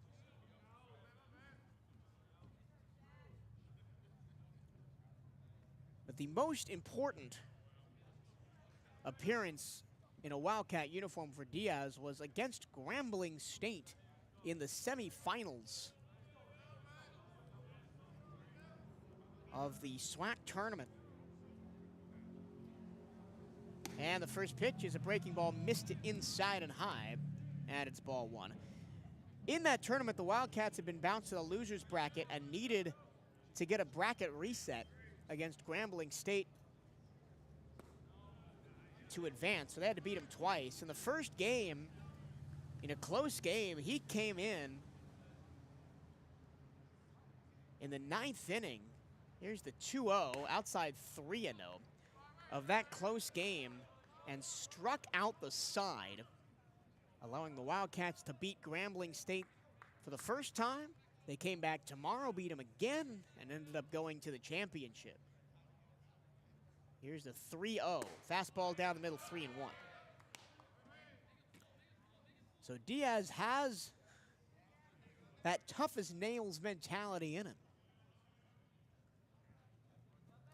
And Yo-Yo deals, hit high in the air, foul territory, first base side. It will be foul as it bounces against the newly installed roof over the seats here at the Jack. Today's the first day there's actually been a roof over our heads here this season. There's been some extensive renovations going on here at the Jack. That's why we're doing an audio-only broadcast tonight. Apologies for that. We are not in our usual spot of the press box. We're kind of set up here behind home plate. Here's the pitch. Ball 4, low, and for the second straight at-bat, Ziska walks, 1-on, 1 out. And it'll bring up Estrella. But yeah, they just finished putting the roof plates on today. They were finishing up as we were getting set for today's ball game. So hopefully, by Friday's game against Jackson State to start that series, we will be back at you from the press box in sound and vision. 1-on, 1 out. Here's Estrella. And Diaz fires. Upstairs, ball 1. Missed with the fastball. Estrella hit an RBI ground rule double to right center his first time up, then struck out in the third and singled in the fourth. 1-0 from Diaz. Breaking ball swing and a miss. 12-6 curve. Started at Estrella's face and ended up in the dirt. And that, in my opinion, is Yo-Yo's best pitch, that 12-6.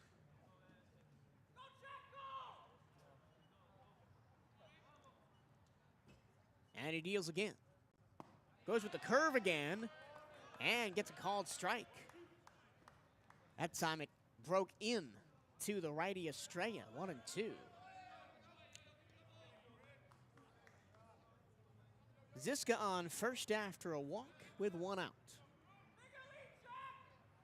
In a 7-1 ball game here in the 6th.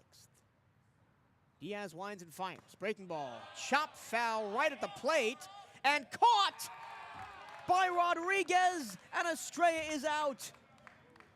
What a catch by Rodriguez behind the plate. He dove backwards, juggled it once, and popped it into his glove. And there's 2 outs in the inning. That's the individual effort of the night. Unreal.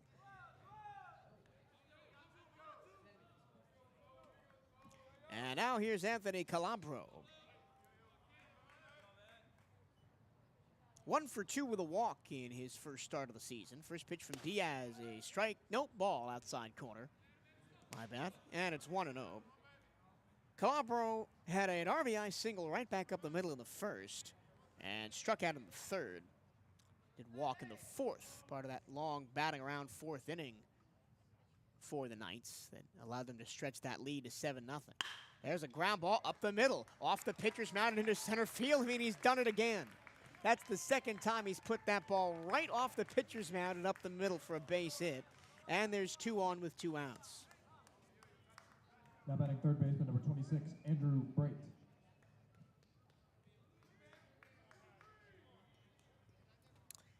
And now here's Andrew Brait at a double in the first. Not an RBI double, as Calabro didn't get all the way around from first.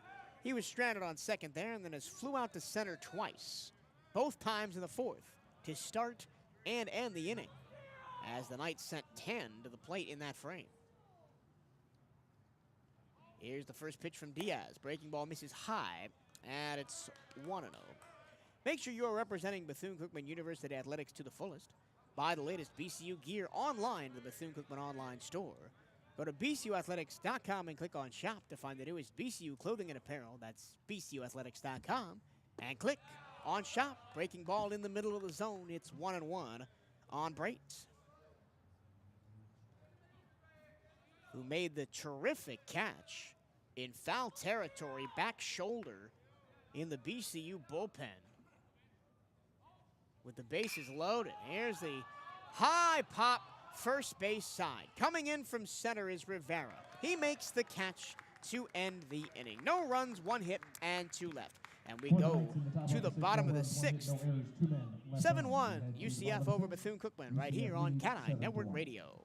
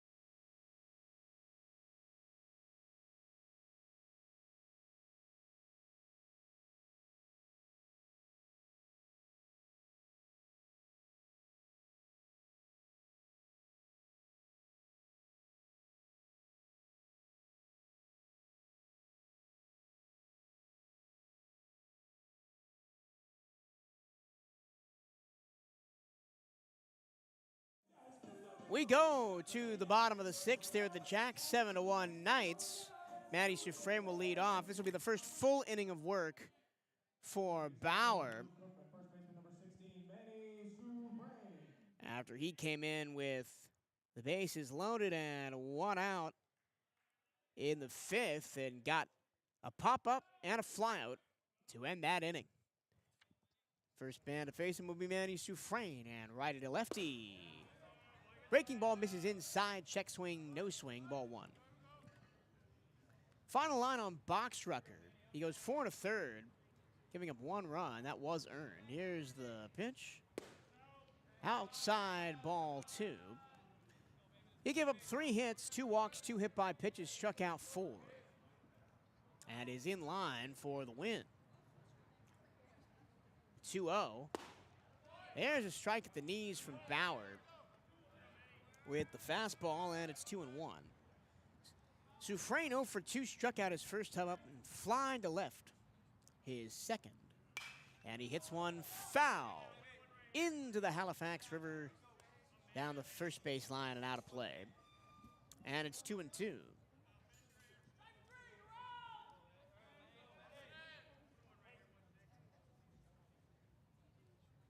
Bauer from the windup deals. Inside, got him on the knee, and a grimace from Matty Suffren as he tosses his bat and will head down to first. The Wildcats have done a decent job at getting the leadoff man aboard. They've done it now 4 of the 6th innings, but have only scratched across 1 run on 3 hits. And here's Ramses Cordova, who grounded out to third to end the first and then struck out looking to end the 4th after an 11-pitch war with Boxrucker. First pitch to him is high and outside, ball 1. Suffren leads off a first after the hit by pitch.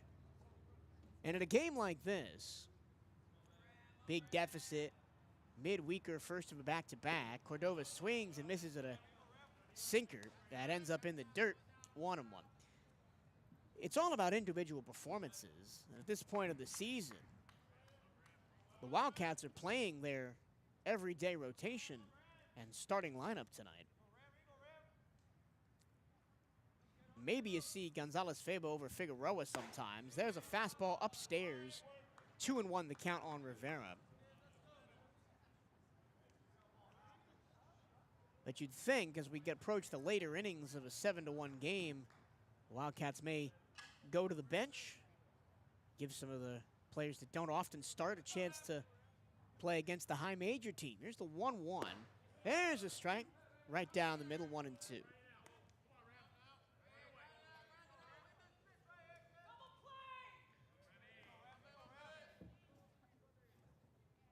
Cordova has 1 home run on the season, a solo shot against North Florida 2 weeks ago. And he swings and misses. Had a breaking ball that jammed him up on the inside. It's his second strikeout of the game, and there's 1 down. Now batting catcher number 33, George Rodriguez. And now here's the catcher, George Rodriguez, who is responsible for the only Wildcat run. He led off the 5th with a single. Advanced to third on the ground rule double by Olesen. And then ended up scoring on the fly ball by Garrett Schupp. And he takes a fastball inside for ball 1.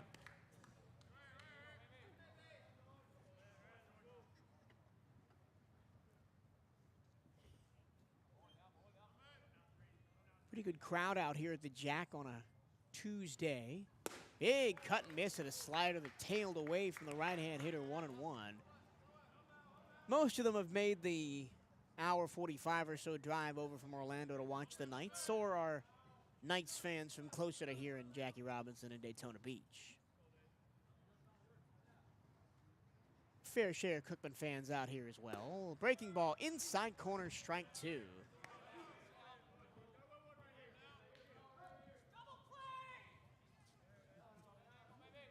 And Bauer looking to make it back-to-back strikeouts with 1 on, 1 out here in the bottom of the 6th. He winds and fires.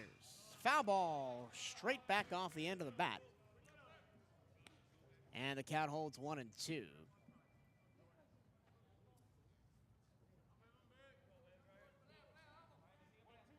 Rodriguez, the junior from Ponce, Puerto Rico, started his career at the junior college level in Wabash Valley. And we'll see a 1-2 from Bauer, and he swings and misses through the fastball. 2 straight Ks for Bauer, and after the leadoff hit by pitch to Sufrain, there's 2 down. Here's Peter Vasquez. Number 4, Peter Vasquez. Vasquez grounded into a double play his first time up in the 2nd. And then at a sharp line drive to left that was caught on a line, crossed his body by Prevesk. Another nice defensive play by the Knights. There have been several of them this evening. That one gets away from the catcher at a ball in the dirt, and Sufrain's going to go to second on a wild pitch.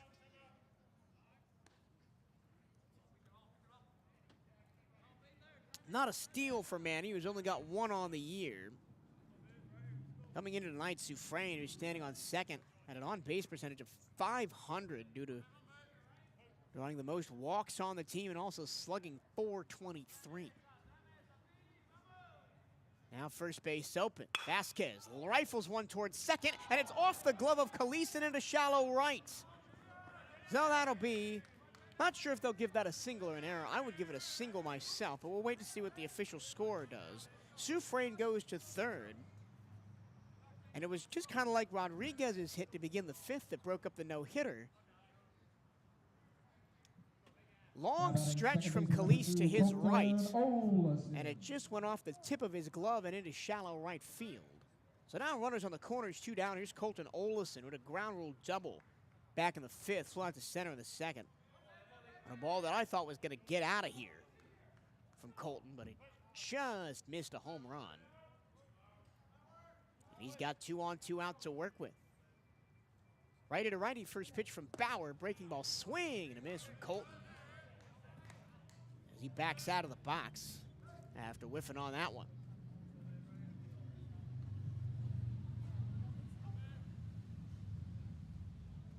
They did give Vasquez a single. Olesen, soft topper down the third baseline. It is foul outside of third, and the count 0-2.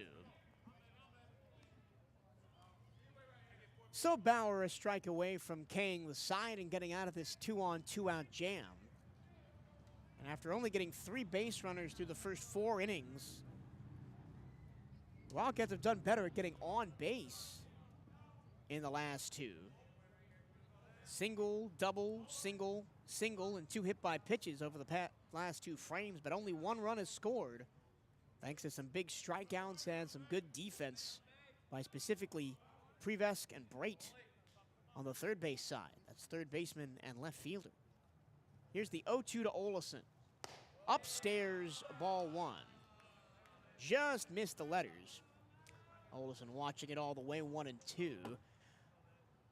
Wildcats back here at home on Friday for a massive series against Jackson State. That's first versus third in the SWAC East standings.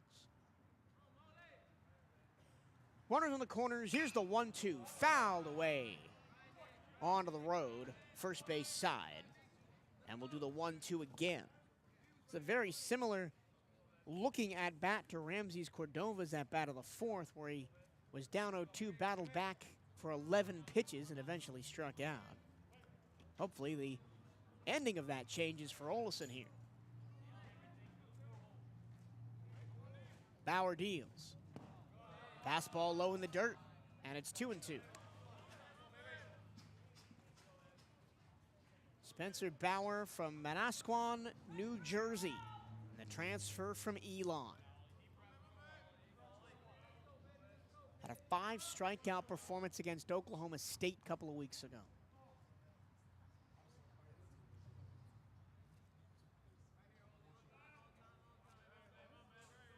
Time called by Olesen. He resets his batting gloves. Now stands in to the right-handed batter's box. 2 on, 2 out. Here's the 2-2. Ground ball foul. Third base side will do the 2-2 again. 3 foul balls in the at-bat. This will be the 8th pitch coming to Colton Olesen, as he tries to get Manny Sufrain in from third and Vasquez in from first. Spencer Bauer from the stretch. Here's the pitch. Fouled away again, first base side. 4th foul ball in a row from Colton. He stays alive again at 2-2. Big spot for both of these players. Not necessarily in the game just yet. It's 7-1, but in terms of confidence. The 2-2 again. Swing and a miss. Got him with the changeup. Bauer works around the hit by pitch and the single to strike out the side. No runs, 1 hit, 2 left. And we go to the 7th inning of play. 7-1 Knights here on CatEye Network Radio.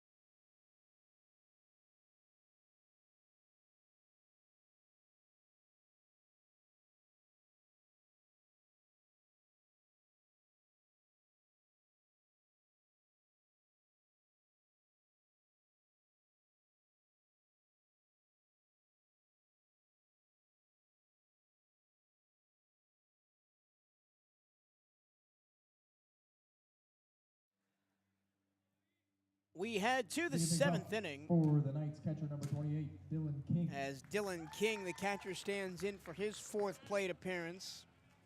Yoancel Diaz will start his 2nd inning of work on the hill for the Wildcats.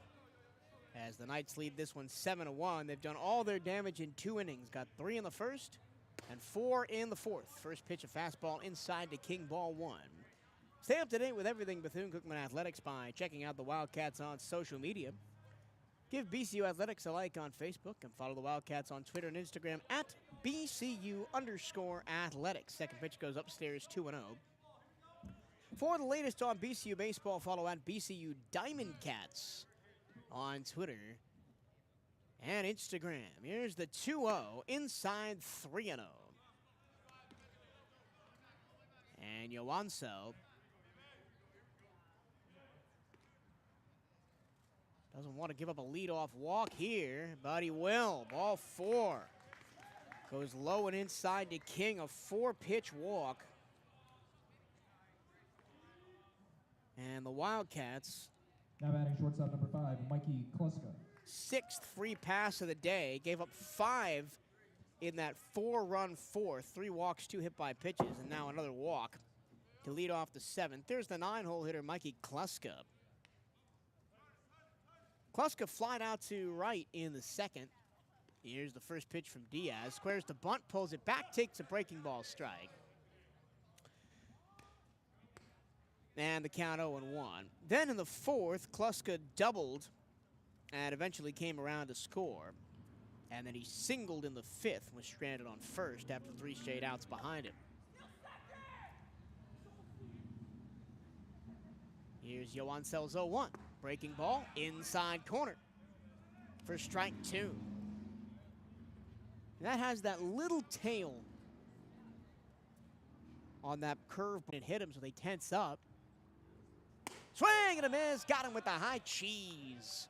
Strikeout for Diaz, his first of the night. And there's 1 down with 1 on, and that'll bring up the top of the order, Matt Prevesk, who's played some pretty good defense tonight out in left field. That was the first K of the night for Diaz and his 8th of the season. First pitch low to Prevesk, ball 1. Looking at stealing was Dylan King, but a quick pop from Rodriguez behind the plate gets him to retreat back to first. King has no stolen bases attempts or successes on the season. And the 1-0 is chopped foul right at the plate. And it looked like it might have caught Rodriguez as he stands up and walks back toward the backstop. Looks like it caught him on the glove hand wrist, as we'll have a quick stoppage in play. Come be a part of BCU Athletics and support the CatEye Network. If your business is interested in partnering with us here on the CatEye Network, you can reach out to the Wildcat Athletic Communications Department at BCU Sports Info at cookman.edu. That's BCU Sports Info at cookman.edu. George Rodriguez is now talking to the athletic trainer as well as Coach Hernandez. We'll see if, even if out of abundance of precaution, they'll take Rodriguez out of the game here. First of a back-to-back midweeker with a big conference series coming up at the weekend. With this big break in the action, I'm not sure what it does to the pitcher, Johansel Diaz. It was kind of clicking. Gave up a single in the last inning, gave up a walk to start this inning, but he's made some easy ground outs for his fielders. He got a strikeout now, kind of moving into his groove.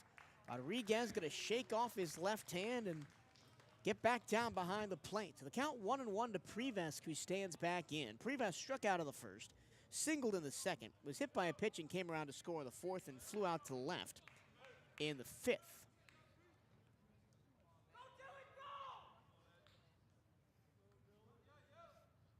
And a spin and a throwback to first. King slides back in there safely. Taking a look at those SWAC baseball conference, or non-conference games rather, today. Bethune-Cookman obviously here against UCF. Here's the 1-1. Breaking ball outside, 2-1. Jackson State is playing Arkansas Pine Bluff. Now, to those of you unfamiliar with how the SWAC does their scheduling, you might think that's a SWAC conference game because UAPB is in the SWAC, but the East and the West don't play each other in the regular season. You play everybody in your division twice, and you don't play the other division until postseason time. Here's a fastball, golfed high in the air to right center field. Moving over Figueroa, he makes the catch and fires in to keep King at first, and there's 2 away. But to finish my point about the SWAC schedule, so a lot of SWAC schools will play non-conference games, quote unquote, against conference teams in the other division. So they have games against them when you potentially see them in the playoffs. Here's Khalees. Braden reached on an error and scored in the first. Flew out to right in the second. Reached on a fielder's choice and scored in the fourth. And then popped out to right again in the fifth. Spinning a throwback to first. King in there safely. Florida A&M is at Florida over in Gainesville. Alcorn State is at McNeese. Alabama State hosting Troy. Grambling State hosting Northwestern State out of Louisiana. And now the first pitch comes to Khalees. Breaking ball misses inside, 1-0. Prairie View A&M is home to Texas A&M Corpus Christi out in Houston. And Texas Southern is at Tulane. Tomorrow, BCU at Florida State. Alcorn finishes up a 2-game set at McNeese State. Pitch. Fastball strike at the knees, 1-1. Alabama A&M is at North Alabama. That's a quick trip from Huntsville to Florence for the Bulldogs. And Mississippi Valley State is at Nichols. Those are your non-conference SWAC contests over the midweek. Here's the 1-1. Ground ball right back up the middle. There's a base hit. Figueroa fields and fires in to keep King at second. But with 2 down, it'll be first and second on the 9th hit of the game for UCF. And here's Lex Bodecker making his 5th appearance of the game, as are all of these players. Preves, Khalees, and now Bodecker, 5th time through the order here in the 7th. Bodecker is actually 0 for 4 with a walk. He was hit by a pitch and scored in the 4th, but has popped out twice to the shallow outfield. First pitch is low, ball 1, and then grounded out to first base unassisted in the 6th. That led off that last inning. Diaz trying to get out of it and go 2 innings unscathed, but he's got 2 on, 2 out here.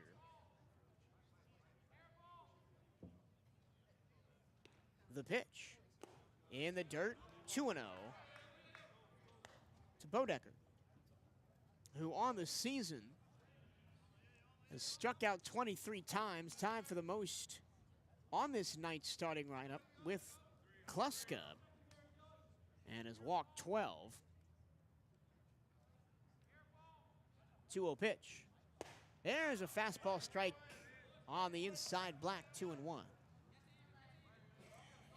Joansel, as well as everybody on the Wildcats team last year that made the return for this season, trying to go 1 better after they were runners-up in the SWAC tournament a season ago, trying to get all the way and win it.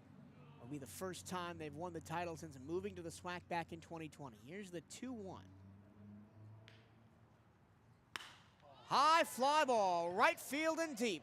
Back, track, wall. It is off the top of the wall. 1 run scores. Here's a 2nd run coming in. Throw to the plate is going to go to 3rd instead. It's a 2 RBI triple for Lex Bodecker. He misses a home run by, must have been a couple inches to right field. Khalees scores from first. King scores from second. And it is 9-1 UCF. Off the bat, I thought that was out of here. And so apparently did everybody else, because the 2 base runners, King and Khalees, were both kind of lazily jogging. And then when the 3rd base coach saw the ball was not out of the yard, he had to tell him to speed up quick, which to their credit they did. They both came around to score. And it's 9-1 Knights.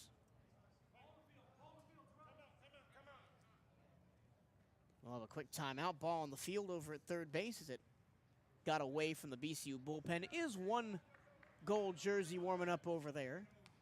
So this will probably be the last inning for Diaz as the Wildcats just try and platoon their way through the last couple of innings here. First pitch way upstairs over the head of Jack Ziska, who doubled and scored in the first. Flying out to center in the third, walked in the fourth and sixth. And the pitch. Fastball upstairs 2-0. Standings in the SWAC. In the East, Bethune-Cookman has a half-game lead on Florida A&M. Also has the tiebreaker. They beat him 2 out of 3 in a conference series here 2 weeks ago. Breaking ball strike to Ziska, 2-1. Jackson State at 5-3 will come in at third place. Alabama A&M also at 5-3. Breaking ball misses inside, 3-1 to Ziska. Runner on third, 2 down after the 2 RBI triple from Bodecker. At the bottom of the Eastern Conference, Alabama A&M, after getting swept by the Wildcats here over the weekend, is 1-8 in conference. There's a fastball strike at the knees, 3-2. And Mississippi Valley State has yet to get a victory on the board this conference season. They are 0-7.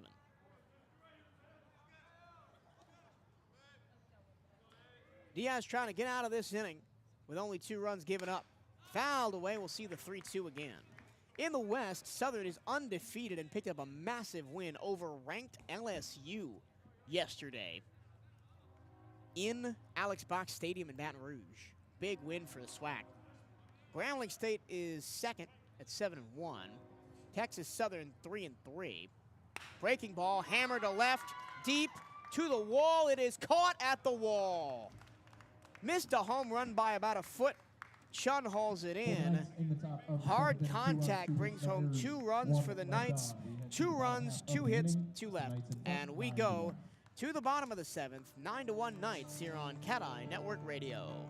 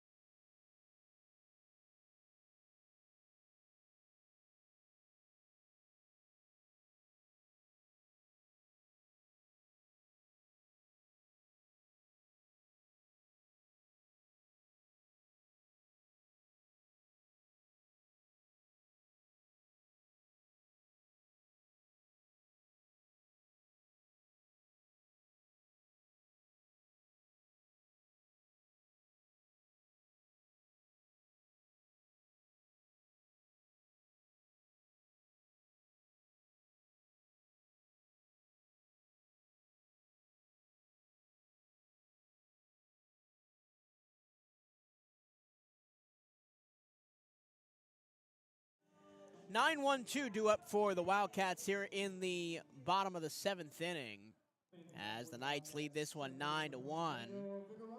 Daniel Figueroa leads off. Second full inning of work on the way for Spencer Bauer.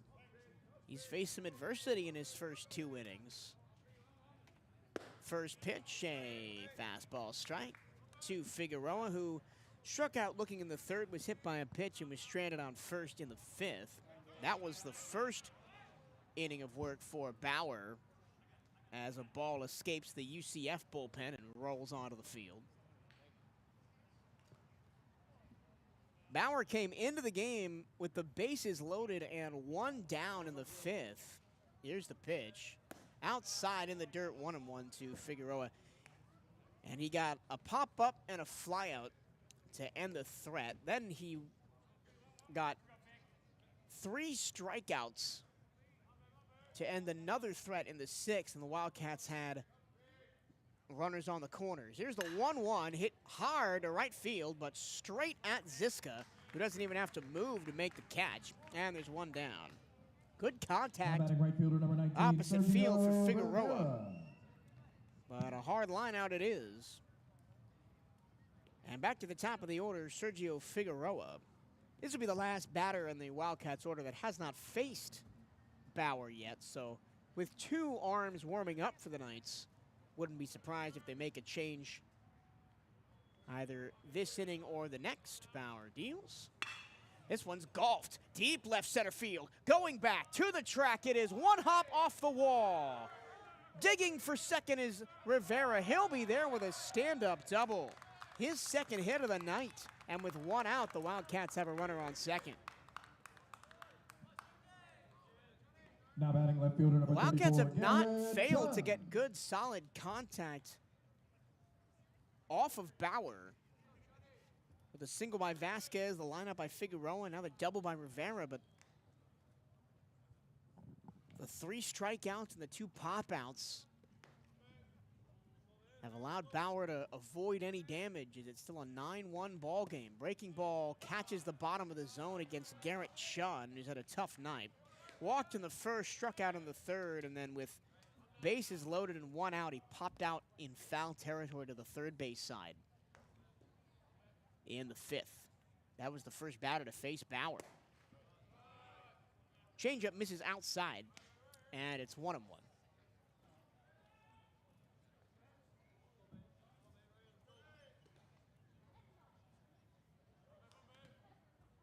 Knights, and they're all black with white numbers tonight. Ground ball, first base side, just barely foul by Chun. And it's 1-2. That's the great thing about college baseball in the state of Florida. The Wildcats don't play a non-conference game outside the Sunshine State this year. There's just so much great competition to be had anywhere you go. I mean, BCU's already played UNF, Jacksonville. Here's the pitch. Runner goes to third. Foul back to the screen. We'll do the 1-2 again. Wildcats try the old hit and run there. BCU's played FIU twice. They've played USF once. They'll return that one over in Tampa next week.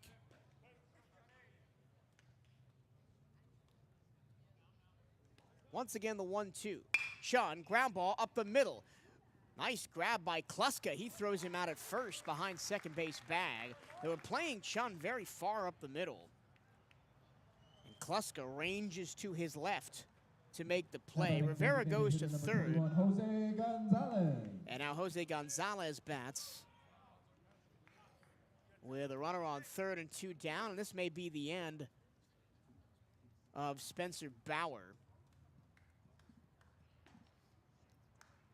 as the head man, Rich Wallace, comes out to have a chat. And if this is the end for Bauer, which it is, he just signaled to the bullpen.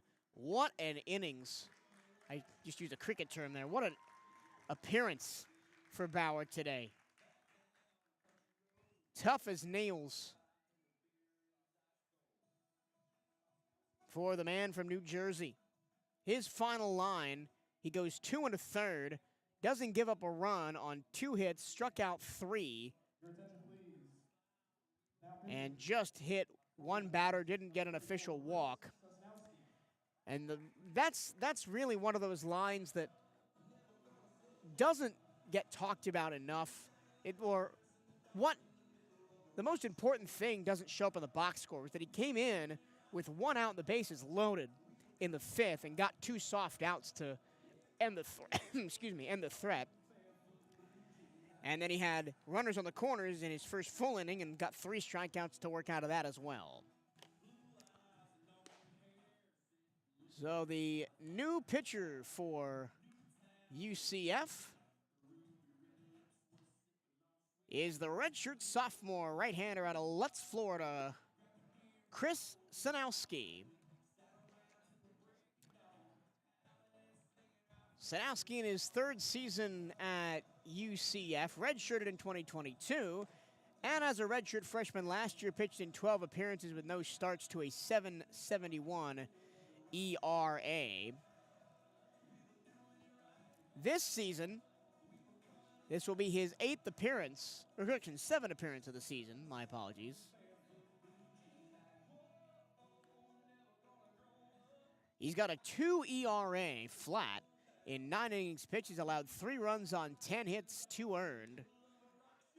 No home runs against, 2 doubles, 1 triple. Striking out 11 and walking just 1. So fantastic strikeout to walk ratio for the lanky right-hander. Again, the redshirt sophomore out of Lutz. Played for powerhouse Tampa Jesuit High School over on the West Coast. First team all-conference and FACA all-star at the high school level as well. And the first man to face him will be Jose Gonzalez, who is 0 for 3, but he's put the ball in play every time. 2 flyouts to center and a ground out to short. And once again, he bats with runners on.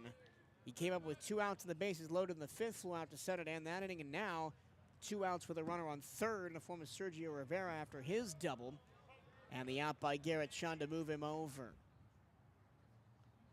Wildcats trail 9-1 here, bottom of the 7th. In the first of 2 non-conference games this week for both of these teams. And the first pitch is way outside. Scrambling to keep it in front of him is King. That's a terrific job to not let it go to the backstop. Full stretch like a soccer goalie to his right to keep that one on the dirt. So the count 1-0 to Gonzalez. Long look in from Sanowski, the third baseman. Sorry, the righty pitcher stares back the runner at third and deals.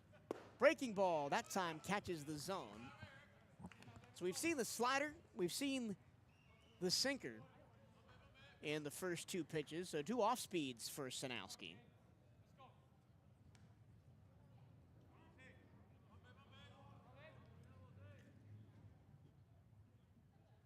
And the 1-1, fastball first time, and it's low, 2-1. Got good zip on his fastball. Looks like it's touching around the 90s. But he just over-rotated and missed it low. Now it's 2-1. Once again, runner on third, 2 down for the Cats. Chris sets and deals. Breaking ball, golf to center field. Moving over, Calabro makes the catch. And that ends the inning. Third flyout to center for Gonzalez in that inning. No runs, 1 hit, 1 left. And we go to the 8th inning of play, 9-1 UCF. You're listening to Bethune-Cookman University Baseball on CatEye Network Radio.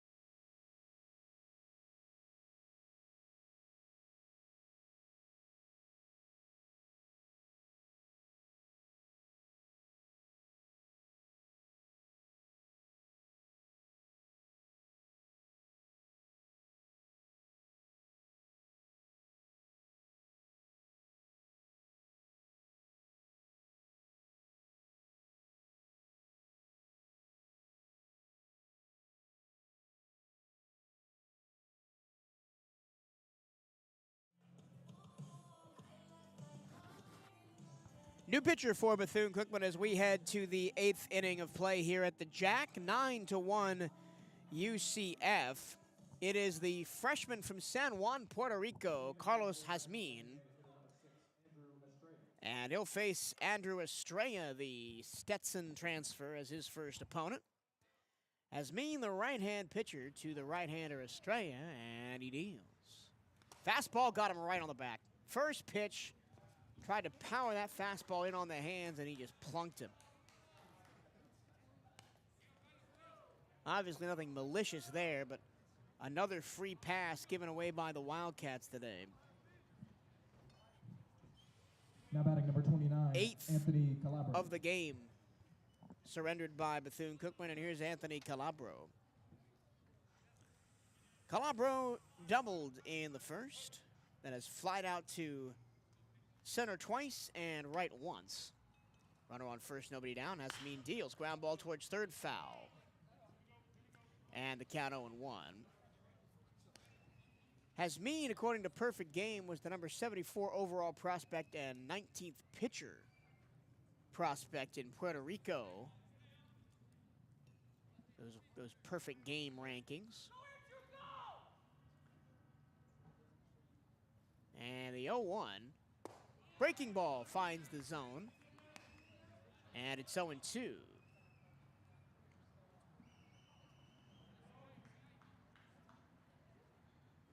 Hasmin on the season has a .360 ERA, making his 5th appearance of the year. Pitch. Breaking ball, swing and a miss. Ball gets to the backstop. But he's out because there's a runner on first. Nowhere to put him. That was a nasty slider that tailed right away from the righty Calabro. Now batting third baseman number 26, Andrew Brate. But on the ball to the backstop, the runner does go to second. So Estrella on second, one down. Here's Andrew Brate. Rest of Hasmin's numbers after this first pitch. Here it is. Fastball outside, ball 1. In 5 innings pitched, he's given up 2 runs on 6 hits, both third, striking out 5 and walking nobody. And that was his first hit by pitch of the season, that first pitch to Estrella. Here's the pitch. It's a cutter strike. And it's 1-1. He's given up 1 double, no homers in 22 at-bats, and opponents batting .273 against Hasmin. Here's the 1-1. Big looping breaking ball, swing and a miss, and it's 1-2. This is a pitcher and one of the few freshmen on this team, but he's a freshman that Coach Hernandez and the rest of his staff are very high on. And expect to see an expanded role out of the bullpen, maybe as this season goes along, but especially into next season. Here's the 1-2. Breaking ball on the ground, right back up the middle, there's a base hit. From second, Estrella will come all the way home, and the Knights have hit double digits. It is 10-1. On a little comebacker by Brate. Now batting catcher number 28, Dylan King. And now here's the catcher, Dylan King. Grounded out to first in the first, walked and was caught out on the base paths 5-2, third base to catcher in the 4th. Struck out in the 5th, walked and scored in the 7th. 1 on, 1 out, and Hasmin deals. In the air, right center field. That'll be a long run, and nobody's gonna get there. It's down for a base hit. Moving from first to third on the slide is Andrew Brate. The throw is late. And it's 2 straight singles for the Knights off the freshman Hasmin. Number 5, Mikey Kluska. Here's the 9-hole hitter and the final batter for the Knights to get their 5th plate appearance tonight. Kluska flied out to right in the 2nd, doubled and walked in the 4th, singled and was stranded on first in the 5th, and struck out in the 7th. As one of the final outs got by Yoancel Diaz. Runners on the corners now with 1 down. Wildcats have not turned a double play today. Look for a nice ground ball to a middle infielder here. Here's the pitch. Breaking ball low. 12-6 curve from Hasmin, 1-0.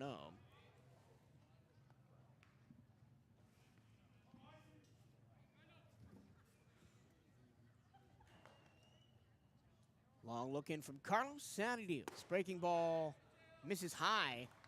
Just didn't break early enough as it dropped down, and it's 2-0. UCF coached by Rich Wallace in his first season. Former UCF player and assistant coach. Here's a 2-0. Yasmin gets Kluska to swing and miss. At a cutter low at the knees. And it's 2-1. He's the first grad to be named head coach, Rich Wallace. The 2-1 upstairs and in almost hit him. Kluska leans out of the way, and it's 3-1.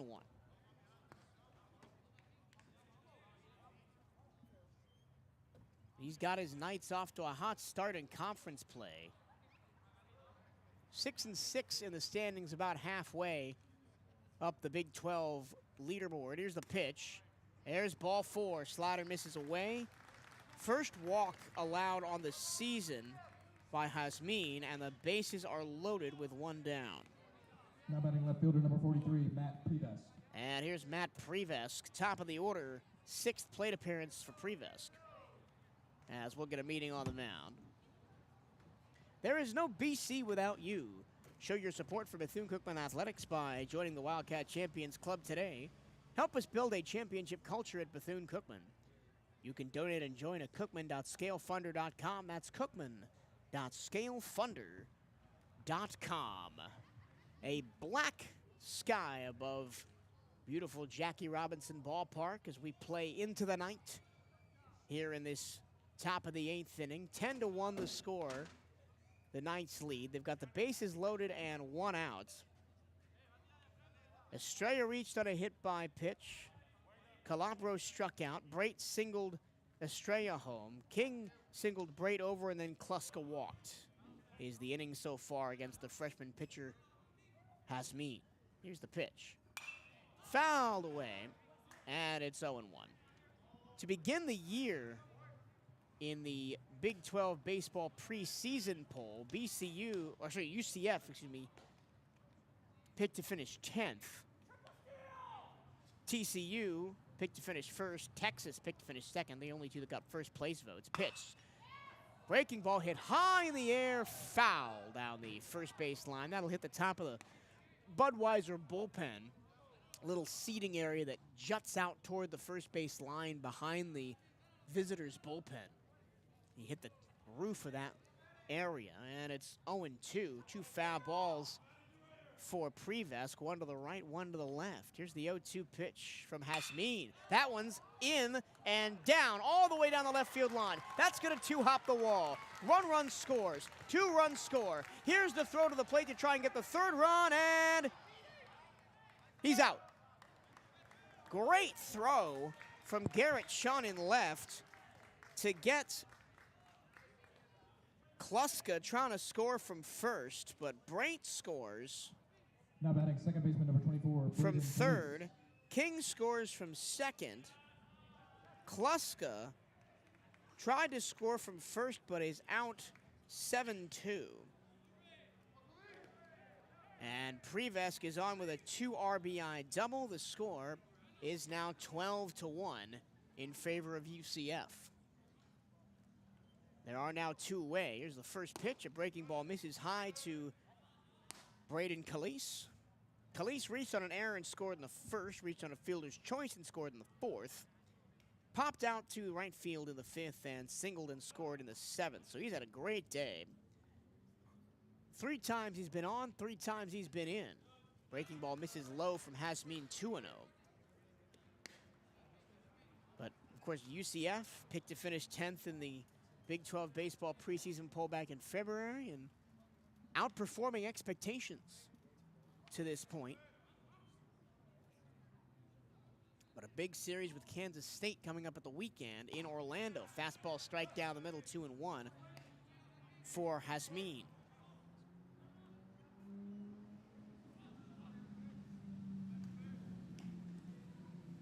Good thing for the Knights, not a long bus ride home tonight, just about an hour 45 down I-4 over to Orlando. There's a ground ball up the middle, and it's going to be at the center field for a base hit. Prevesk grounds 3rd. He'll score standing up. It's an RBI single for Calise And this inning is looking very much like the fourth, as it's just a rotating door of Knights on the base paths now. It is 13-1 as Preves comes in from second.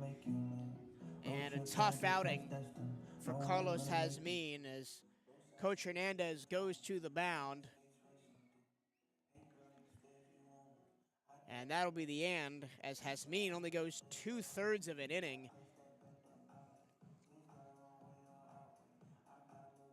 Gives up 4 runs on 1, 2, 3, 4 hits, walks 2. Tough outing for the freshman against the really good UCF lineup.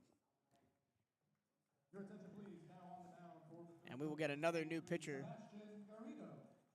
for the Wildcats. It'll be Sebastian Garrido, the junior from Miami and the transfer from Barry University at the Division II level. Garrido making only his 3rd appearance of the season for the Wildcats. Went 2/3 of an inning against Florida. And then 4 full innings against Maine. On the season in 4 2/3 innings pitched, he's given up 8 runs on 6 hits, 4 earned, walking 3, striking out 3. He's given up a double, 2 homers, 1 wild pitch, 1 hit by pitch. And his ERA is 7.71, and he's just going to try and get out of this inning.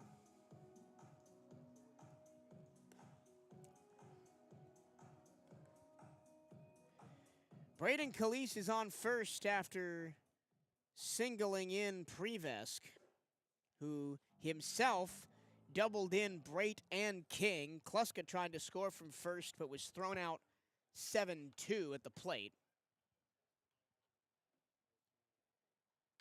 And this is really the first lopsided score against the Wildcats this season.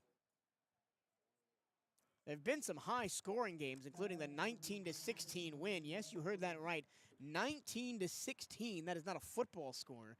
Here against Maine back on March 9th. Really, the closest they've come to getting blown out was they lost by 5 twice to Big Ten foe Northwestern in a 3-game series here at the Jack. 11-6 and 10-5. First pitch from the lefty. Garrido is low, and it's 1-0.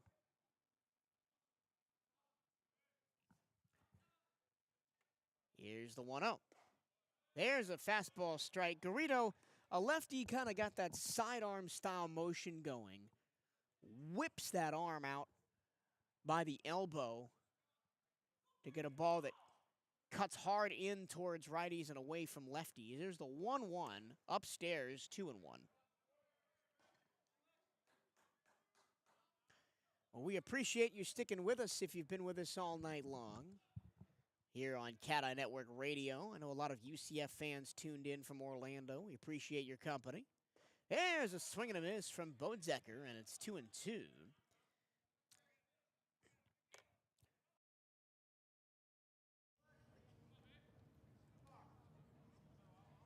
That last pitch was a slider away. 2-2, 2 down. Garrido deals, and Bodecker hits it high in the air to left center. Moving over Figueroa, he makes the catch to end the inning. For UCF, But another big inning, 4 runs, 4 hits, no errors, and 1 left. We go to the bottom of the 8th. It is 13-1 UCF here on the CatEye Network.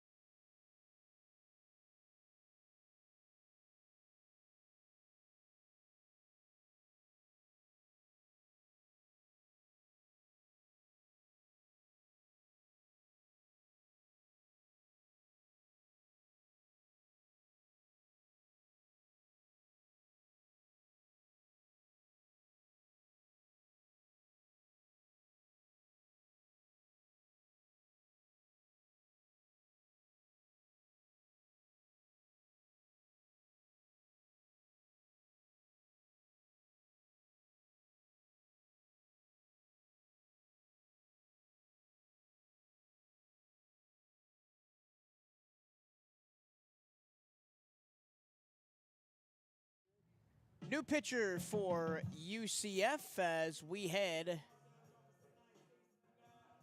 to the bottom of the 8th.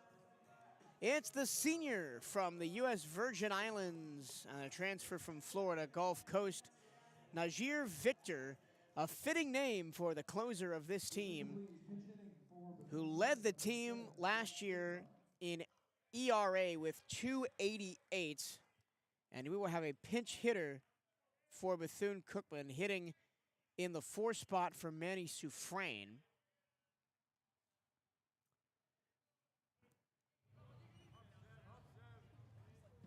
Is Jack Gidcombe. And the first pitch to him is low and away. This is a righty-to-lefty matchup. Victor, the lanky righty, Gidcombe, the lefty hitter.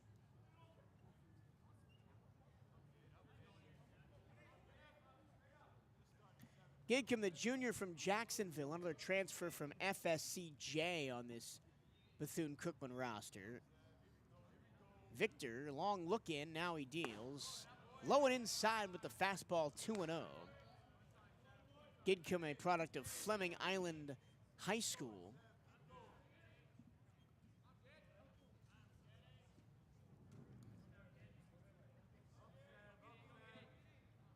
Victor winds and fires.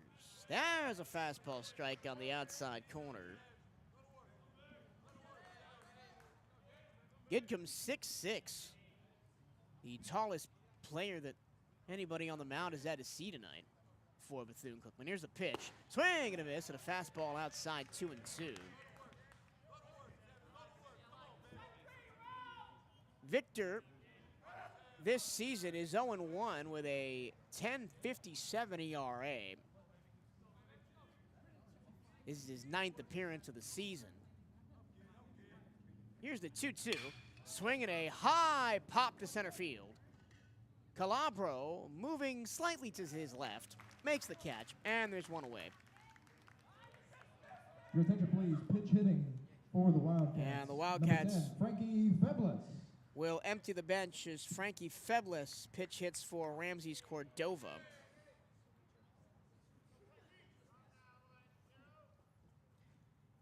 In the 5 spot.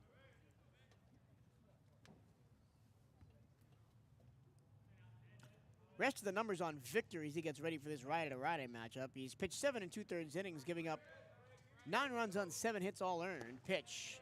Breaking ball into the dirt, but a swing on a check from Feblis means it's 0-1. He's given up 3 homers, 1 double, no triples. Striking out 6 and walking 6. There's a hit high in the air to left. Moving back Prevesk. He makes the catch on the track. Good contact for Feblis there, but again, if you've never been here, it's a professional park. The walls are pretty deep. Now batting, it is 33, 319 to left, 325 to right, 400 to dead center, with the wind often blowing in off the water. So it is very hard to hit one out of here. And now with 2 down, here's George Rodriguez. First pitch from Victor, swing and a miss. Add a ball in the dirt, and it's 0-1.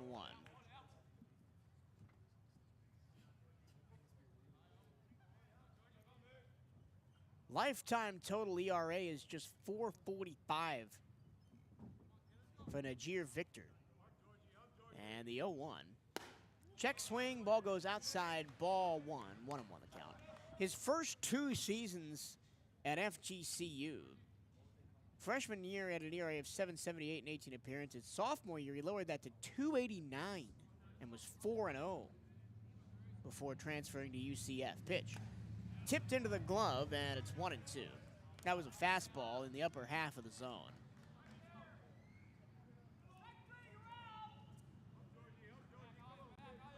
Wildcats trying to avoid going 1-2-3 here in the 8th. There will be no run rule tonight. We'll play it out all the ways. This game is 13-1 in favor of the Knights. There's a ball spiked into the dirt by Victor, and it's 2-2.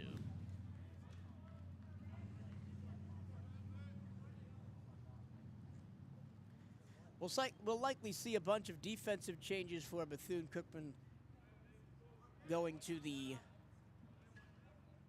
top of the ninth. As Victor Zeals, and it's fouled straight back. If we do see another batter today, it will be another pinch hitter as Xavier Cintrone is in the on-deck circle for the maroon and gold.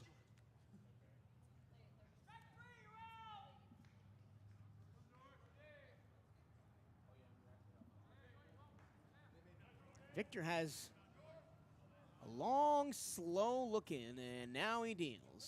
Breaking ball, rifled back up the middle, but right there to make the play is Calise. He throws out Rodriguez, and that retires the side. No runs, no hits, none left in the eighth for the Wildcats. We go to the ninth, and we have a 13-1 ball game. Knights over Wildcats here at the Jack. You're listening to Bethune-Cookman University Baseball on CatEye Network Radio.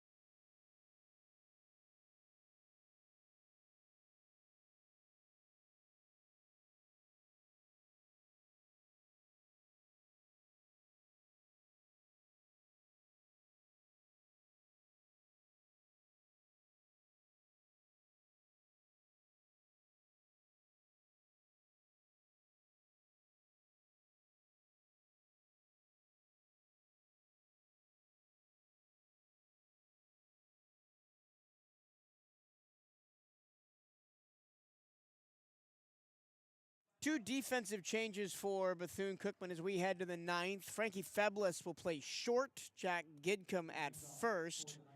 Sebastian Garrido is still in to pitch after getting the last out of the eighth, in which the Knights got 4 more runs to push this lead to 13-1.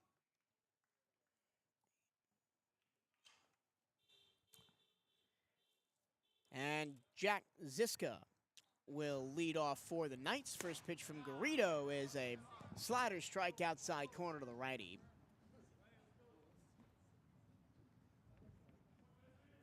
Garrido only threw 5 pitches after coming in relief for Hasmin. And he gets another strike outside corner, 0-2.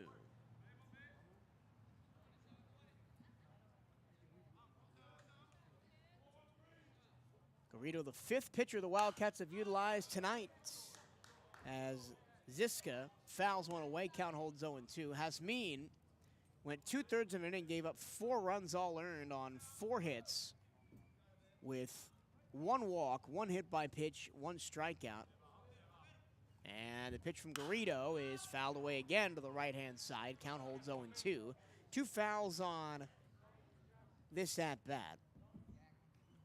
Nobody up in the BCU pen. It'll be Garrido to finish this one out. As the Wildcats,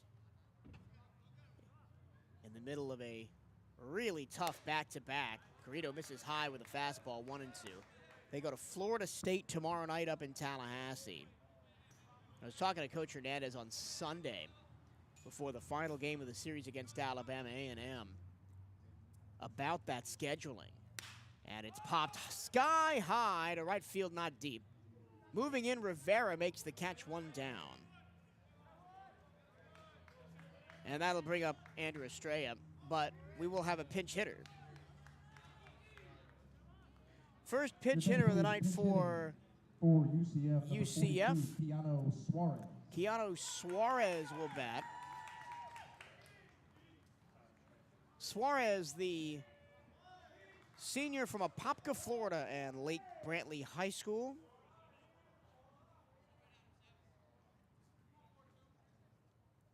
He will bat in the DH spot, 5th spot in the order against Garrido. And the first pitch to the righty is a check swing. Jammed him up on the inside corner for strike 1.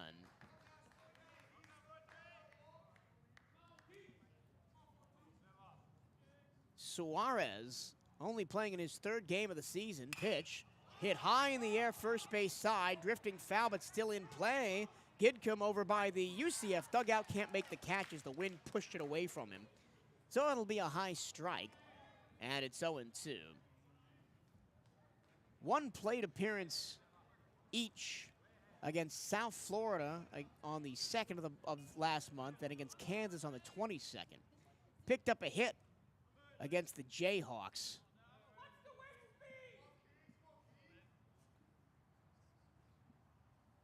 And he grounds one towards short. Backhanding it is Feblis. Long throw across the diamond over Gidcombe's head and into the bullpen. So Suarez reaches on the 3rd error of the game for Bethune-Cookman. Your attention, please. Pinch hitting for UCF, number 45, Matt Cedarberg. Correction, 2nd error of the game. I forgot one of them that I called an error back in the 2nd was overturned to a hit. But both errors on the left-hand side of the infield. One on Vasquez back in the 1st, now on the backup shortstop Feblis, who was trying to throw out the speedy Keanu Suarez.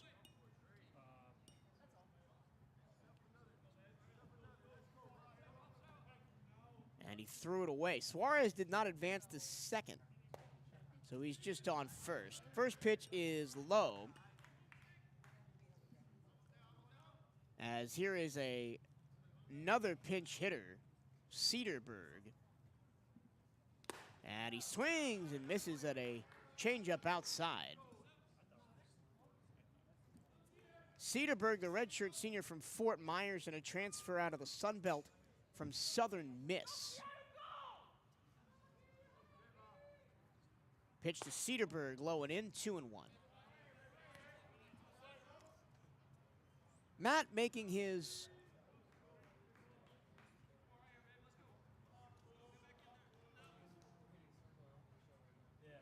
ninth appearance of the season, I believe. No, 15th appearance of the season.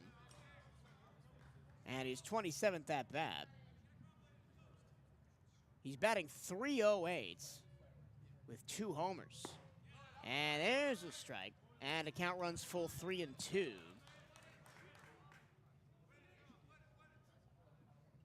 He struck out 6 times, walked 5 times.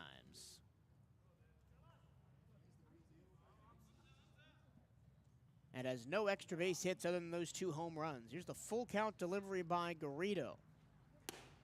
And he walked it just on the outside corner, ball 4. And with 1 out, there's 2 on. And this is how it starts. The Wildcats pitchers could be cruising, but as one guy gets on base, Andrew Brait. and it can all fall apart as it's done in multiple innings for the Wildcats. It hasn't come in dribs and drabs for the Knights today. It's come all at once. 3 in the 1st, 4 in the 4th, 2 in the 7th, and 4 in the 8th. There's a first pitch strike to Andrew Brait, who doubled in the 1st and was stranded on 2nd. Flied out twice in the 4th inning to center field. That was the first batter and the last batter of that inning as the Knights batted around. Breaking ball outside, 1-1. Then flied out to right field in the 6th. Singled and came around to score in the 4-run 8th. Came around to score on the 2 RBI double by Matt Prevesk. And he lines this one into the gap in left center, and that's going to get down. Coming all the way around to score from 2nd is Suarez, and into 3rd goes Cedarburg first to third. So an RBI single for Brate. It is 14-1 UCF. Pitcher number 28, Dylan King.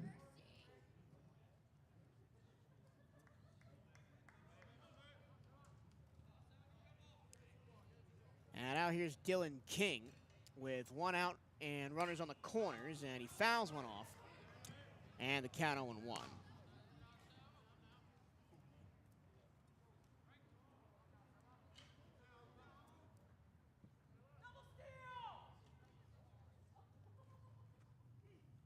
Second pitch to King upstairs, has to back away from it, avoided hitting his helmet, and it's 1-1.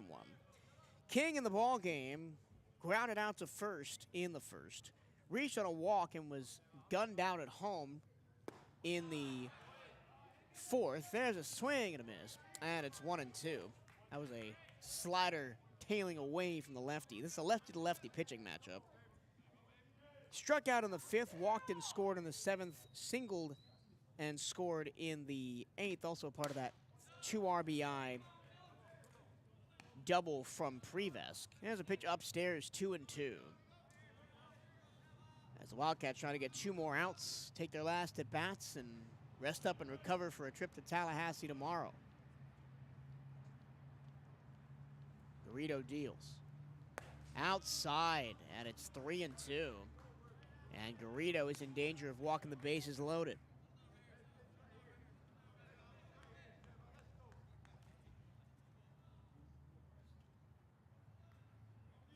Cedarburg on third, excuse me. This one's hit high in the air, but foul, third base side. That'll hit the top of the clubhouse down the left field line. And the count holds 3-2. Cedarburg on third.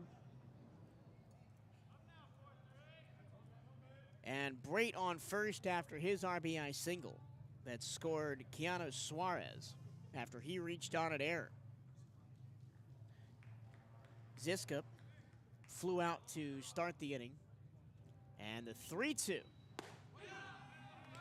Strike 3, got him looking on the outside corner. First strikeout for Garrido, and there's 2 away. And it'll be the 9-hole hitter, Mikey Kluska. Mikey Kluska. Flying out to right in the second, doubled and scored in the fourth, singled and was stranded on first in the fifth.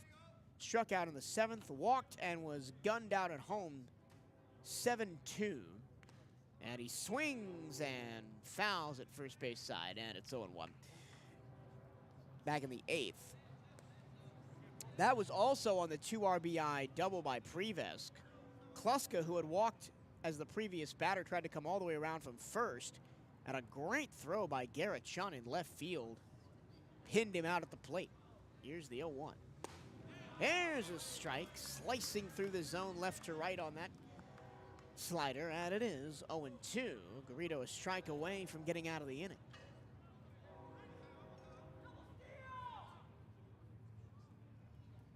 And Sebastian fires. Outside, 1-2. Just trying to get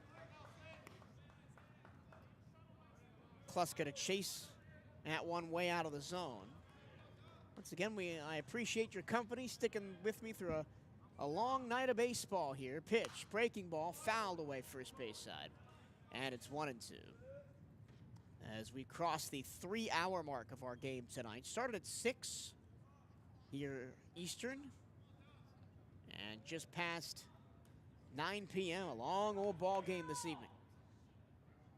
Garrido deals. Swing and belt it. Left center field, moving over Chun. He on the run makes the catch. Off the bat, that looked like it was going to be a double in the gap, but Garrett Chun ate up the distance and made the grab. 1 run, 1 hit, 1 error, and 2 left. And we go to the bottom of the ninth. Wildcats down 14-1.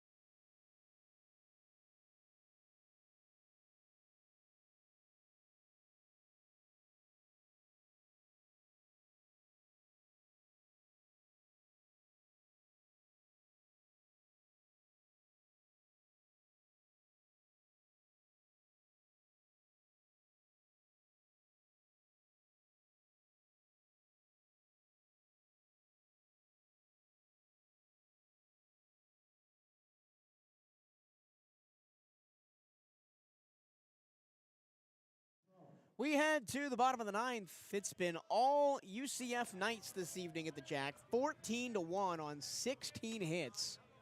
Wildcats just have 4 hits in the contest. And it'll be Xavier Cintron to pinch hit for Bethune-Cookman against Najir Victor. And the first pitch is low, ball 1. Cintron, a junior from Orlando at a Cornerstone Charter Academy, and another transfer from Florida State College at Jacksonville. There's the 1-0, swing and a miss, and a fastball at the knees, and it's 1-1. Andrew Williamson is now playing center field, the freshman for UCF.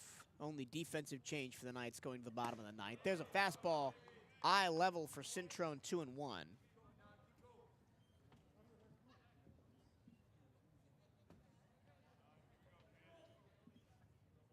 The Knights will go back home tomorrow as Cintron grounds it right back to Victor, who makes a nice grab and throws underhand to first to get Cintron. Fantastic reaction time for the pitcher. That was hit straight at him off the ground. And another pinch hitter hitting in the 8th spot for Colton Olison will be Michael Rodriguez, the freshman from Pembroke Pines and a West Broward High School product.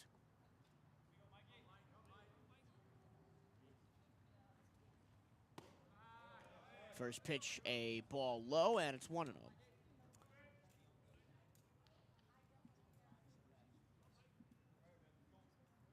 Rodriguez hitting for Olison in the 8th spot. And a fastball catches the outside corner at the knees, 1-1. Looks like the hitter behind him is also a pinch hitter for the Wildcats.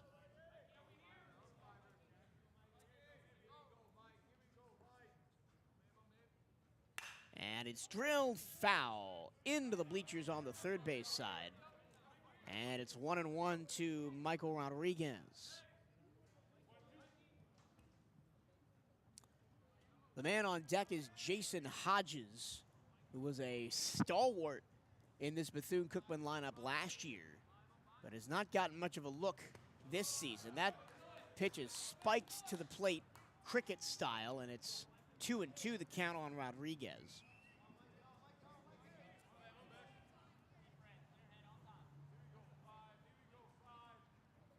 Michael Rodriguez, a prolific perfect game tournament attender, played 120 in total in his high school career. That's a fastball outside, 3-2 count, runs full on the freshman. Won a district title with West Broward High School last year. And as a sophomore on the varsity team, hit .500. Payoff pitch. Swung on, fouled away to the left-hand side. That'll make the Halifax River by the third baseline. And the count is 3-2 again. Cousin Willen Rosario, catcher in the Rockies organization for Rodriguez. And a look at a second straight 3-2 pitch from Victor. And he fouls one off again. He's just a little late on that fastball, but he's making contact and fouling it off to the left-hand side.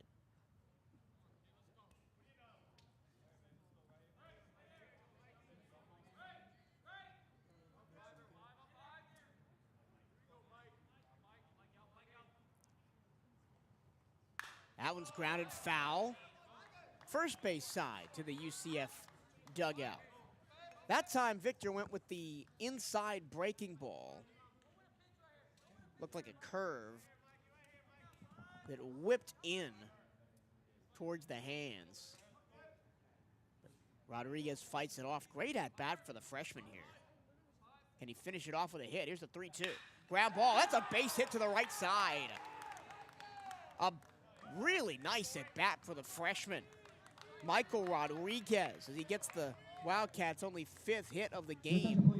He battles 9 pitches deep against Najir Victor and eventually smacks one through the right side for a base hit. And so we will get the aforementioned pitch hit from Jason Hodges, the senior out of Forest Park, Illinois. Last year, played in 36 games for the Wildcats, starting 21 times. And the first pitch to him is a breaking ball strike, inside corner, 0-1.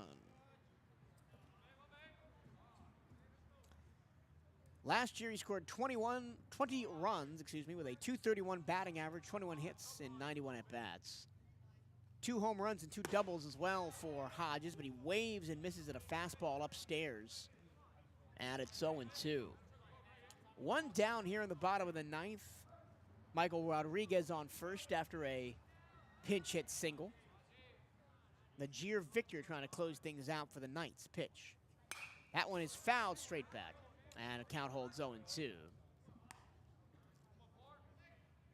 This year, Hodges, making only his 7th appearance of the season. He's batting .231 in 13 at-bats, 4 runs on 3 hits.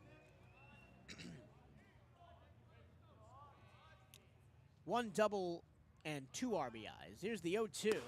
Wave the fastball right by him. And there's a strikeout. We're 2 away in the 9th. Your attention, please. Pinch hitting for the Wildcats. Number 1, A.J. Smith. And we'll get one more pitch hitter for the Wildcats, A.J. Smith. The, quote, fastest player Coach Hernandez has ever coached. And we had Highland Hall on the team last year, who was pretty darn fast. But we've seen him pinch run in a couple of occasions, score the winning run on multiple occasions. But this time in the batter's box, he swings and misses at a fastball at the knees, and it's 0-1. Smith, a junior out of Kilgore, Texas, but went to Bishop Gorman High School out in Nevada, and then eventually to Wharton County Junior College. Here's the 0-1 from Victor. Swings and misses another fastball up and away, and the Knights are 1 strike away. Last year stole a team-high 54 bases for Wharton Junior College and hit .322 with 7 RBI, 11 walks, 4 doubles, 2 triples. And that one is bounced to the plate, gets by the catcher King into the backstop. So it'll be a wild pitch that moves Michael Rodriguez to second. And the count 1-2. Victor walks in, apologizes to his catcher. Still only 1 strike away from getting the Knights back on the bus. They lead at 14-1 here in the 9th.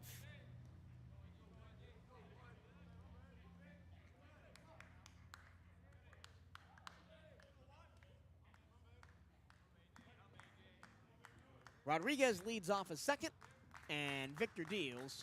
Breaking ball, swing and a miss, drop third strike, going down to first. Here's the throw in time, and the ball game is over. It's a big win for UCF. They win this one 14-1, 14 runs on 16 hits. The Wildcats just get 1 run on 5 hits. The winning pitcher is Boxrucker. Your final score tonight, UCF 14, Bethune-Cookman 1. Final line score. Lipovsky takes the loss. No errors for Bethune-Cookman, 1 run, 6 hits, and 2 errors. No save. This game took 3 hours and 12 minutes. Drive home safely. And that'll do it here from the Jack. A tough one to swallow for Bethune-Cookman as they were behind 3-0 after a half an inning. We thought it might get a little bit closer, but after a 4 spot in the 7th made it 7-0, the Knights just kept on piling it on through the rest of the game. Wildcats, 1 run, 5 hits, 2 errors. They left 8 on base. UCF, 14 runs on 16 hits. They made also 2 errors and left 14 on base. Once again, your winning pitcher is Caleb Boxrucker. Lipovsky takes the loss for Bethune-Cookman. BCU falls to 15-12, 7-1 in conference play. UCF improves to 19-7, still 6-6 in conference play. Coming up next for Bethune-Cookman, they will travel to Florida State in Tallahassee tomorrow for another tough high major contest. The Knights will go home. They'll play UNF tomorrow night, another midweek contest for them before facing Kansas State of the weekend. The Wildcats welcome in Jackson State for the weekend series here at Jackie Robinson Ballpark. Thank you for listening tonight to CatEye Network Radio. We do appreciate your company. Thank you for keeping up with me during the solo commentary all night long. My name is Michael Cirillo, and we will see you next time on CatEye Network Radio. Have a very pleasant rest of your evening, and hail Wildcats.